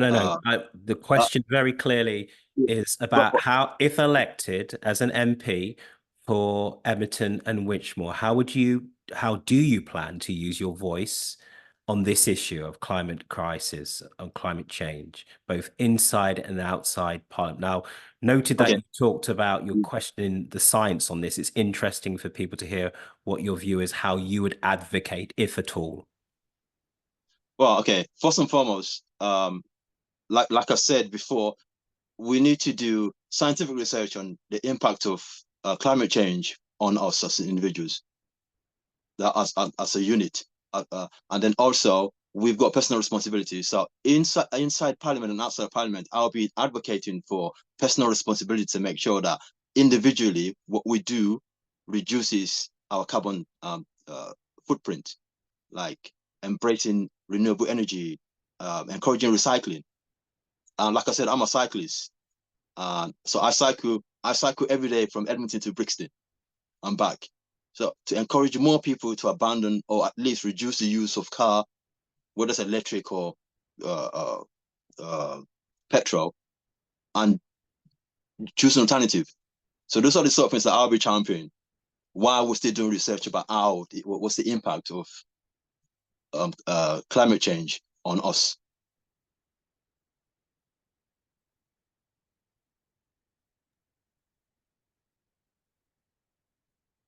I can't hear you. Unmute, Trevor. I'm on mute, sorry. Denise. Right. Things are blowing in the garden, so forgive me. I'm losing sight of some of my points. So what would I do regarding climate change to make my voice heard? One of the things I would definitely do, I would talk about the industrial war complex, which creates a huge amount of displacement, and how the incumbent party, the Labour Party, will be helping to do that because they will be taking us further and further into a war with Russia, number one. Number two, what else would I do locally? I would be addressing the questions of accountability. All of our MPs, we don't even know if they turn up for work in the constituency 1 week to the next. We know they go to Parliament, but we don't know if they're in a constituency. And as a consequence of that, I want to see greater accountability. So one of the things I'm going to do is, one, we should be having lives. We should be having community forums. Why do the residents don't come to, why do the residents to be clear? No, we have community forums. Hold on. We have Right. 4 little community forums. Please, you know, you and I know, Trevor, they are not well attended. They have a specific group of people and they are very niche. We need to break that. So we need to open up our local community structures, and we need to create a community-led community. And would you have that themed in terms of this particular point, which I understand what you're saying, your wider point, I understand that. In terms of climate change and maybe thematic themes that residents could attend to advocate on this particular subject, is that what you're saying? Have a range of forums. We could be innovative. Why are we not having lives? Why is it when our MP goes there, she doesn't go on TikTok? No. Let's not do that. Let's do some of that stuff. Denise, you were doing so. Let's not do that. So I understand the wider point on terms of themes and having them to get more community members to attend where we're seeing at the moment. At what we're doing. Yeah, more representation. Okay, moving on to Khalid first. Actually, no, I'm going to get Kate to respond, and so Kate. And then Khalid. Thank you. Yes, I think with Caroline Lucas retiring, there's going to be a big hole there, which definitely people need to fill. She was doing great work on her own and working across parties to make sure that the green agenda was not only getting pushed through in amendments, but more importantly was becoming something which we spoke about more often. I would be pushing for the government to fund local authorities to ensure that they're able to actually maintain local green spaces. I think that's part of the issue around the climate crisis, is that people don't have anywhere to even go and enjoy their environment that they live in. I will continue to hold the Edmonton incinerator operations to account for its impact on local health, especially its breaches of environmental permits. And I will block the payments of bonuses to executives who pollute our waterways and bring criminal charges against those who are persistently breaking the law. And as I said earlier, I'm committed to achieving a zero waste economy by 2050 and by ensuring there is greater reusing and recycling of goods and tackling the damaging and destructive effects of those nasty landfills. Thank you, Kate. Khalid and then Tim. Khalid.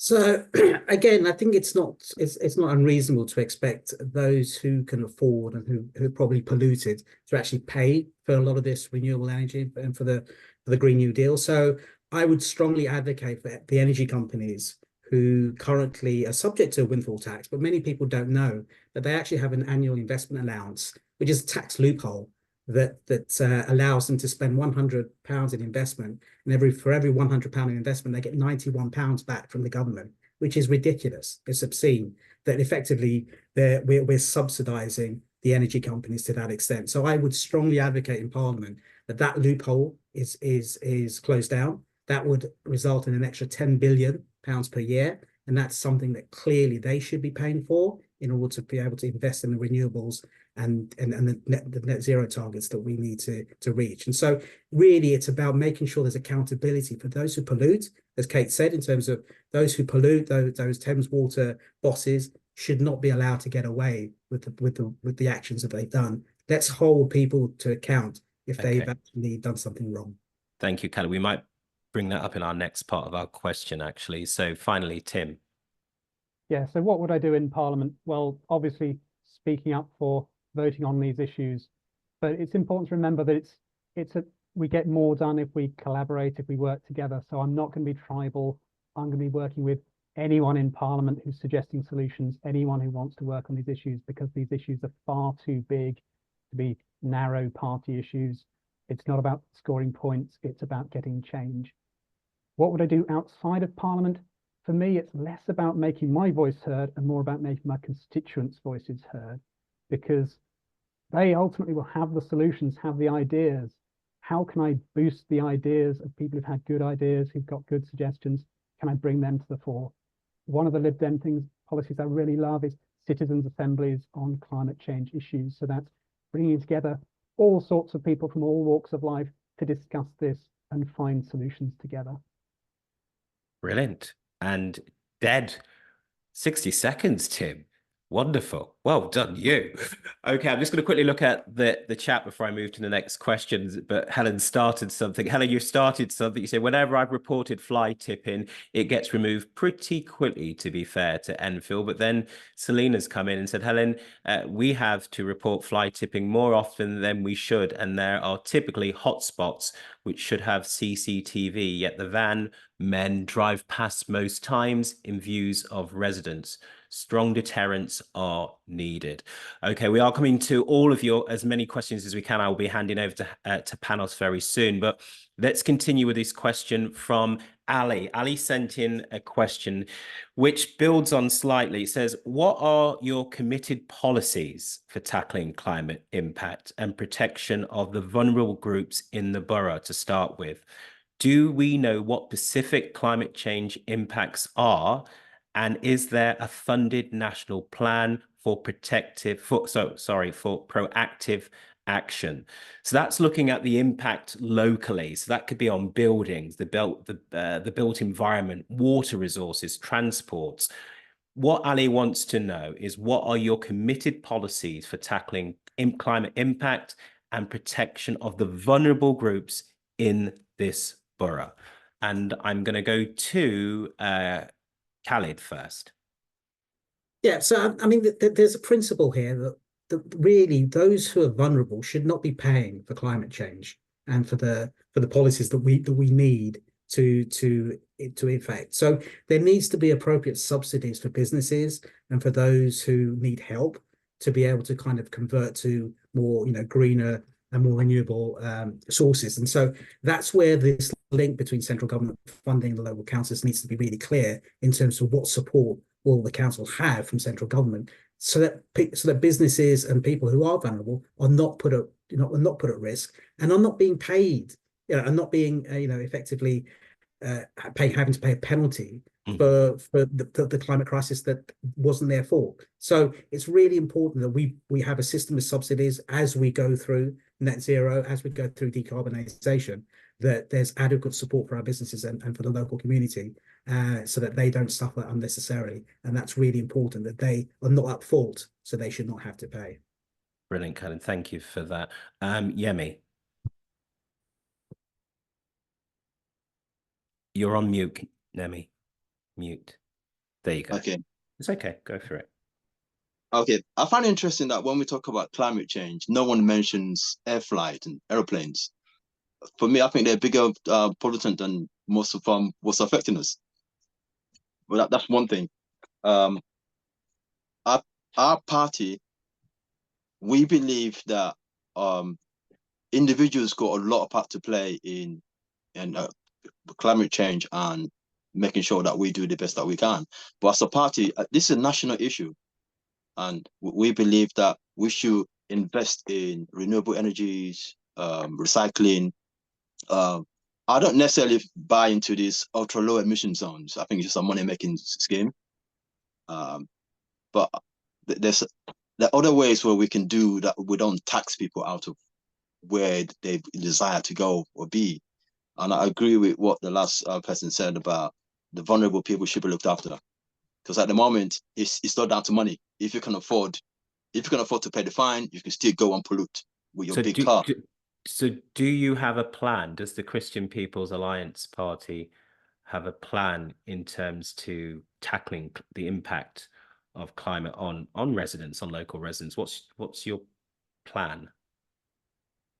Well, I'll have to look into the plan for local. I'll have to look into the policy for local, for the effect on local people and how we're going to do that.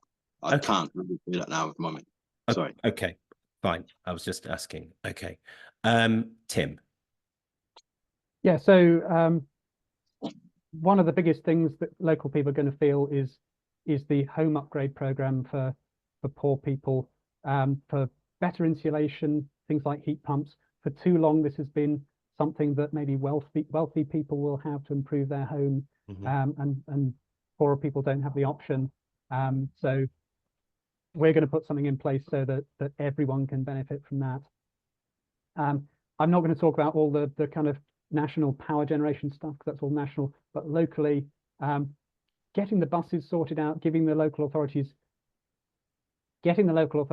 to deliver on their commitments for transport, getting involved where they aren't delivering. That's so important, because again, this is transport that everyone uses and can make the environment so much better for people. Okay, brilliant. Thank you, Tim. Luke. Hi. Hi. Sorry. So in terms of actual policy, the Green Party has sort of spent many years developing their policy, things like carbon tax to make sure the polluter pays, and that the owners, that the cost doesn't fall on the wrong people is absolutely central to our policy. Windfall tax, things like that make sure we're getting the cost from the people that are causing the damage. Also things like frequent flyer taxes to make sure those that are flying more are paying more, and things like that can incentivize sort of individual choice, and say, if you want to do that, you have to pay for it. But having that incentive there saying, if you were to reduce the number of flights per year, it would be more cost effective for you as a person. Things like retrofitting homes, making sure that, all people's energy use is kept within their home is going to make a big difference to those most vulnerable, and everything like that. Brilliant. Thank you, Luke. Kate. Thank you. Trevor. I think one of the first things to look at is what opportunities can come from this climate crisis, because we need to get many homes up to, the standards. So what the party is saying is that we will be able to really, create high quality jobs for the future, which will not only help tackle unemployment locally, which is something which is, a big problem. We need to also look at how we can create the money to invest in these jobs and also invest in the technology. So we will create a national wealth fund, and that should be in the sum of £7 billion. And we need to look mostly at the oil and gas licenses, which are going into the North Sea. And that's something which we need to wind down and have less reliance on fossil fuel. Now, how can we set up homes to make sure that not only are they fit for, the years going forward, but help to cut on these energy bills? So we need to look at how we can set up a British energy company, which literally is something which people can actually invest in, and the bills will all go down because we're all going into the same space, as opposed to relying on all of these different companies across the world which do not invest back into the country. Thank you, Kate. Finally, Denise, who's now moved inside.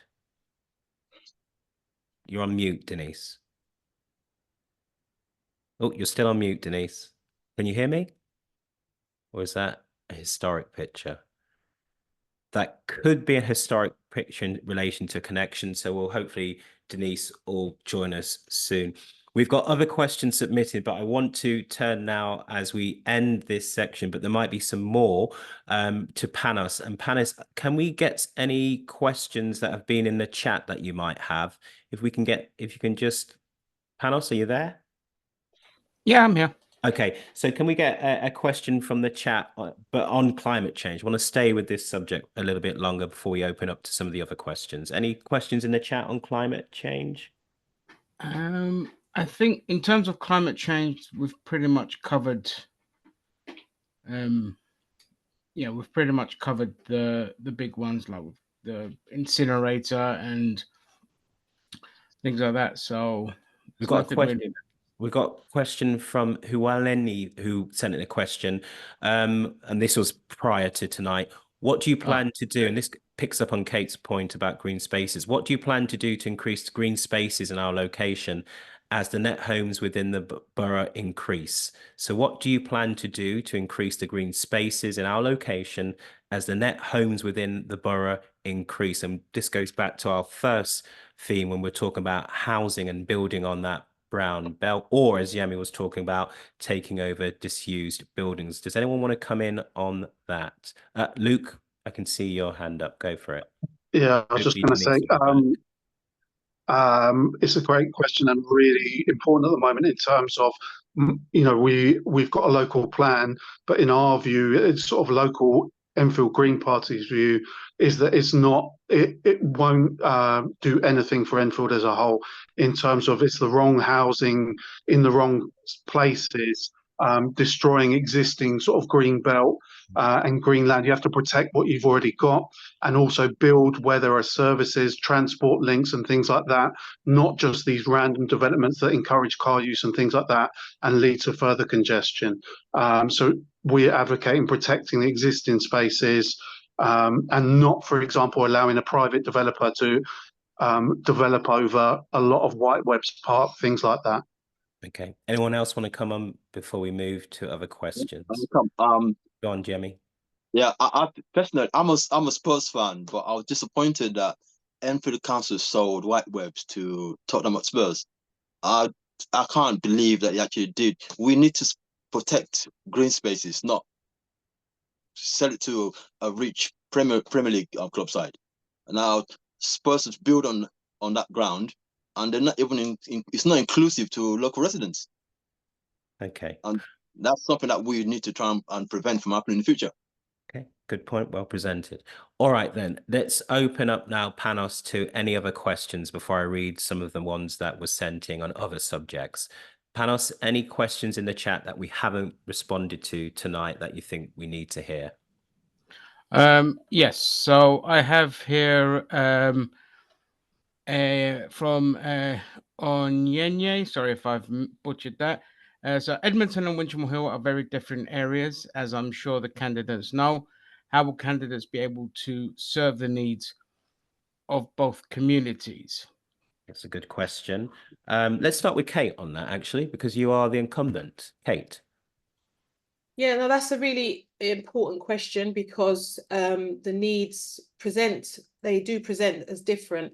But I think we do need to remember that we all need the same things. We do all need housing, we all need good jobs, we need to make sure that our children have good schools. So those are the things which I am actually working on in Edmonton, and I will carry that over whilst I'm working with people in Winchmore Hill if I'm honoured enough to be re-elected. But I think one of the first things I would do is I would speak to the community groups on the ground who are doing the work, because it's all well and good saying, what are you going to do, Kate? But you don't want to be stepping on anyone's toes. You want to know what is already in existence and see where the gaps are.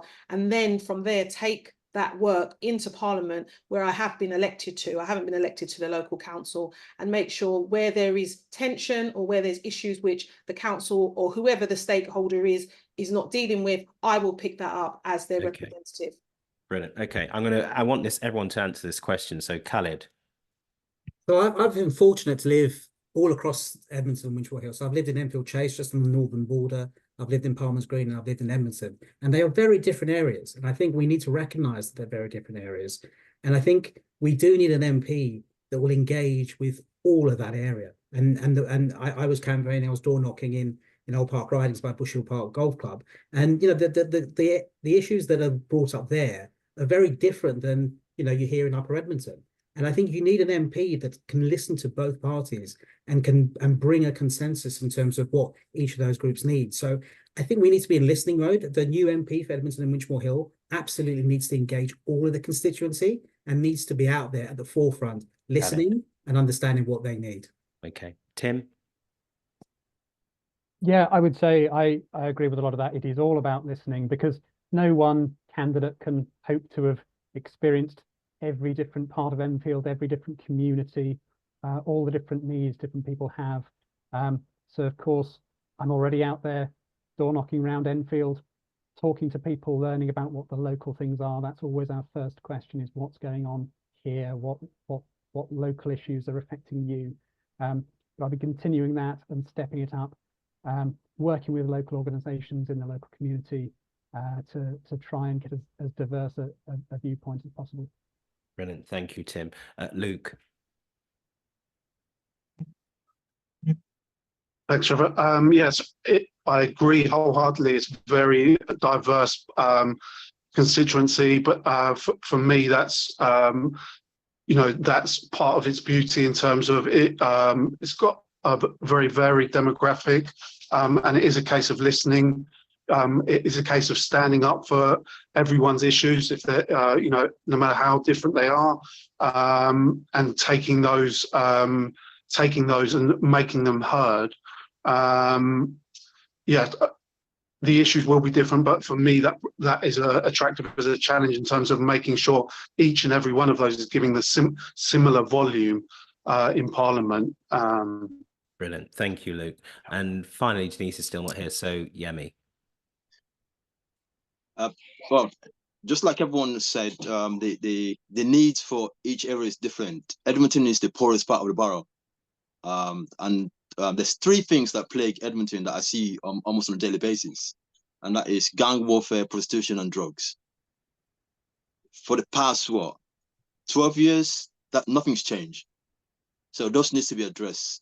But like everyone has said, we need to listen to our constituents and what their felt needs are, and then work with that. But there's some things that needs to change urgently. Okay, Panos, back to you. Any more questions before I go for some of these questions that were sent in, which are really important as well? We've got 10 minutes left. Panos. Yes, I have one regarding housing here. So I have lived in a one-bedroom housing association flat for over 2 decades. The housing association won't even respond to emails, and no office for tenants to attend to meet people face to face. My daughter has been sleeping on the floor in Edmonton to date. She wrote to the MP for assistance and even visited the MP's office. She was not well received. At the end, she was sent an email to say there was nothing they could do. What MP does that to a child. But what's the question though? Because that's a statement. Oh, that's just. Well, I suppose the question would be. Oh, I don't know actually. So Yeah, she that is wrote more- to the MP, and we know the MP. wrote to the MP regarding a housing situation and Yeah. got nothing. Her daughter's No help. her sleeping on the floor. I think that's something we're going to have to pick up offline, because obviously that's a live case. I understand the statement made, but it's a live case. I don't think anyone actually can comment All right. Okay. in this forum. But anyway, I'm going to go straight for some of the questions that were received prior, so this is going to be a kind of quick fire thing, actually. Will any of the candidates agree that our current first past the post voting system is broken? And will they advocate for a new system based on proportional representation, such as STV? This is from Roy in Enfield. Anyone want to comment on that? Yeah, proportional can I comment on that? Go for it. Okay, go on. Yeah, I mean, as a Lib Dem, this is something we've campaigned on for years. Something we feel very passionate about. I feel very passionately about, because I think the two-party system is a lot of what's wrong with modern politics. It's not that we don't have ideas, but we become divided and tribal because of the two-party system. So yeah, absolutely, a vote for the Lib Dems is a vote for electoral reform and ideally proportional representation. Oh, Tim, you did so well. I knew it was coming. I haven't given you the 30 seconds, but well done. Anyone else want to come on that? We are doing quick fire. So, okay, I'm only going to take two or three. Go for it, Khalid, and then Yemi, and then Luke. I'll be quick. We absolutely need representation. We need to allow people in Edmonton and Winchmore Hill to feel like they're properly represented. And unfortunately, the first past the post system just supports the two major parties, does not give the rest of the people a choice. Okay, let's go to Yemi, and then, like I said, we're going to go to Luke. Yemi? Yeah, I think it's one of those things where all the small parties are going to agree to proportional representation. The concern that people have got is they don't like the Tories and they don't trust Labour. But that then leaves them in the middle of nowhere because they don't know who to support for. So I think a reform is needed. We need a cross section of people in Parliament, not just two parties or three or four parties. We need people to be represented with different ideas so that we can work together to make the country better. If all we've got is blue and red, then we're sleepwalking into a nightmare. Okay. And Luke? Yeah, I'd echo a lot of that in terms of two-party politics. Just creates a slanging match. You know, you see it every Wednesday, Prime Minister questions. Nothing is achieved other than, bicker. And it really just takes any enthusiasm for that, and faith in politics out of the system. You need a much more collaborative approach that most Western developed countries have, and that they get more done as a result, more voices, more plural politics. And actually, I respect obviously all the smaller parties back that, but the one thing that would really make the change is if a bigger party backed it vociferously, that Labour used to have in their manifesto in terms of backing PR, but somehow it's gone missing somewhere along the years. Okay, before I say the emotion of Italy's proportion representation doesn't void what happens every Wednesday at question times, if you've ever watched the Italian Parliament. But anyway, I understand the sentiment. So Kate, basically Luke's passed it over to you in terms of previous parliaments, and I know the parliament really you're citing is 1997 and Lord Ashdown, Paddy Ashdown, and of course Tony Blair, where there was a love in terms of PR, but that we're no longer there, I suppose. Or you're going to tell me something different, Kate? No, I mean, I just think that with the smaller parties, it's going to be something that they would support. But I just think whoever is standing for the people, they need to be standing on one or more than just one issue. They need to look at everything in the round. Otherwise, what you'll have is that people will vote for a party and sometimes their views are very extreme. And that means they get in on one issue. And we've seen that across Europe, where you have extreme parties that come in because people are voting against migrants or refugees or whatever the buzzword is at the time. And that's why I don't agree with it. But I don't have an issue with a party that's smaller. I just think that it's important that that party has looked at everything that the constituents need, not just one issue to just, you know, bang on and just make sure that it ends up being just that one issue, which is not enough. That's the only reason why I don't. Okay. Denise is back. Denise, we're talking about proportional representation. Is that something you're for? Is that something you're against? Welcome back, by the way. We're in a closing minutes of the hustings, but have you got anything to say on that? And we've got another couple of more questions as well. Okay, so apologies to everyone for my absence. I didn't leave. I basically had a PC issue, so I'm now joined on the phone. So thank you for your patience on that. The question of PR. The Labour Party and the Conservative Party benefit from a duopoly, which effectively disenfranchises the vast majority of the population. The vast majority of the population did not vote for the last government. And the reason that PR is not favoured is because the big parties know they will lose if they had a proportional representative system. Proportional representation actually represents more of the electorate's viewpoints because more parties get an opportunity to do that. And I actually hope we get a hung parliament on this occasion, because I absolutely believe that if the Labour Party get in, you are going to see a really, really draconian, Stalinistic type of agenda. So personally, vote for the smaller parties and actually vote for change. Thank you very much. Denise, I don't know.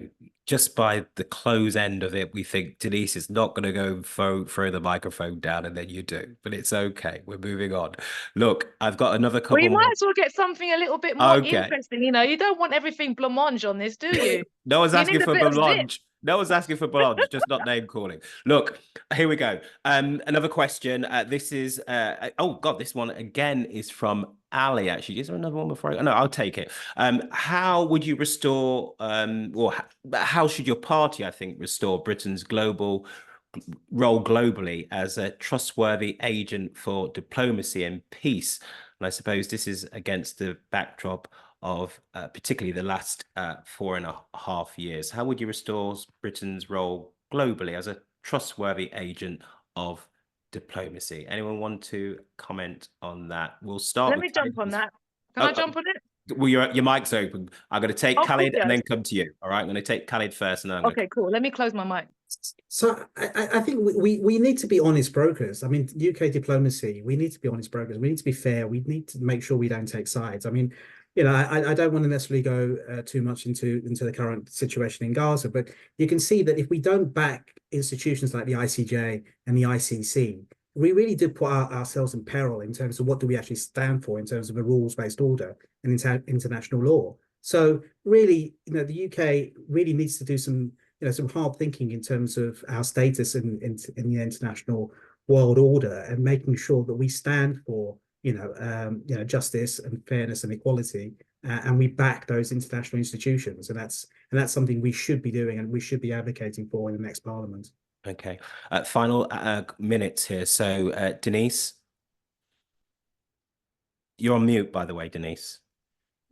Yes. Okay. In terms of our diplomatic standing, we just got decimated because when we were in the European Union, we were a far more better advocate on the world stage. Now we are just, not being funny, we're a bit of a minnow, joined at the hip to American foreign policy. What the UK needs to actually do is actually stand on its own 2 feet in a particular way and say to itself, we Brexited, okay? And let's have the type of sovereignty that allows us to dictate particular types of policies. So I think that in terms of addressing our standing on the stage, the political stage, we need to, one, address stop providing military aid to countries where we're engaged in endless wars. Let's stop doing that. Let's stop providing diplomatic cover for plausible genocide. Let's stop doing that. And how about we also start addressing the key issues of what amount of money is going to be increasing our defense spending? You had David Lamont at the Hudson Institute talking about that, when we could actually be investing locally in addressing local things. So that's my pitch, and I'm going to land there. Okay, thank you. Final clocks. I can only take one more on this. Luke, unless anyone, Yami and Kate want to come in. Go, Luke. 30 seconds. Go. Yeah, I was just going to say, I agree with Khalid in terms of being an honest broker. Absolutely. But I think one part of that critically is, not selling arms to countries, and we need to absolutely stop that trade in arms, and stop. You can't be an honest broker if you're selling arms to countries, in my opinion. So whether that's Saudi, Israel, you can't. It then completely distorts your position of authority. Okay, got that. Yemi, quickly, 30 seconds. I'm giving you. I think our obsession with Europe needs to stop. We voted to leave. We've left. I think we should start a trade union with the Commonwealth countries. That would be a good start. Okay, I'm going to stop you there just because of time and see if Kate wants to come in at all for 10 seconds. If not, we're going to start to close. Kate? Well, all I was going to add, and I agree with everything the Green Party just said. What I was going to add is that we need to reinstate the aid budget. It has gone down to 0.5. It needs to go back up to 0.7. Good point. Okay. After nearly 2 hours of rigorous discussions, I won't say debate, each candidate now has a mere 30 seconds to crystallize their vision and convince us why they deserve your vote. In fact, it's going to be 20 seconds. We're really running out of time. I'm going to start with Yemi. Okay. The reason why you should vote for me is I think we need to fix the NHS. To fix the NHS, we need to fix social care. To fix social care, we need to fix the family. At the moment, the government is spending over 50 billion mopping up broken families, where we can use that money to actually encourage and motivate families. Once we get family and family issues right, we'll see the trickle effect in every aspect of our society. Okay, fine. That's it. Sorry, Luke. Yeah, so you should vote for the Green Party because we're the only ones being honest about the challenge that's ahead. We're rejecting austerity. We're saying we need to raise tax. We need to invest in public services, massive amounts to actually deliver meaningful change. We'd also, that's the only thing that's going to deliver change in terms of being ambitious, and actually things like the climate crisis, housing crisis, NHS crisis need massive investment, and we're not ashamed to say that. That's it. Khalid. We need to understand that our country is broken, and Labour and the Tories are not going to fix it. And we need to have drastic policies and need to spend money to fix our broken system. And we need to involve people locally from the community and get people involved and say we can have a better way. And there is a different way of doing politics locally. And that's what we want to do, both for this election and at local elections to come. Thank you, Khalid. Denise? Vote for me, Denise Headley. I am a resident of 35 years standing. I will be a strong advocate for you, constituency-wise and parliamentary-wise. I'm not here for the enjoyment. I'm here for the hard work. So vote for me. I'm going to ensure we get Edmonton Green open. I want to see houses in Meridian Water. And how come everyone at Drumsheds gets on the bus and doesn't work around here? Thank you, That's what I'm going to be doing. Thank you. Thank you. Kate? Thank you, Trevor. During my 9 years representing Edmonton, I have seen firsthand the struggles local people face and how austerity has only made things worse. Vote for me to support investment to tackling the housing and cost of living and climate crisis under a new Labour government. I will speak up for all of my constituents and ensure your voice is heard. Vote for me on July the 4th, and we can keep working together. And finally, Tim. Thanks very much, Trevor. It's been a really positive, stimulating discussion tonight, but you don't get that positivity elsewhere in politics, and that's because of the very divisive two-party system. We need a liberal, forward-looking, imaginative solutions to these problems, and that's what you get with the Dems. Brilliant. I want to thank all of our candidates tonight, Kate, Tim, Yemi, Denise, Khalid and Luke. As we conclude tonight's lively discussion, I want to extend a heartfelt thank you to our esteemed panel, like I said, and also to the team working behind the scenes, Paul, Nene, Panos and Francis. Join us again tomorrow night for another crucial hustings in Southgate and Wood Green, chaired by Francis Seeley. But from me, Trevor Batman, and the rest of Edmonton and Winchmore residents online right now, good night.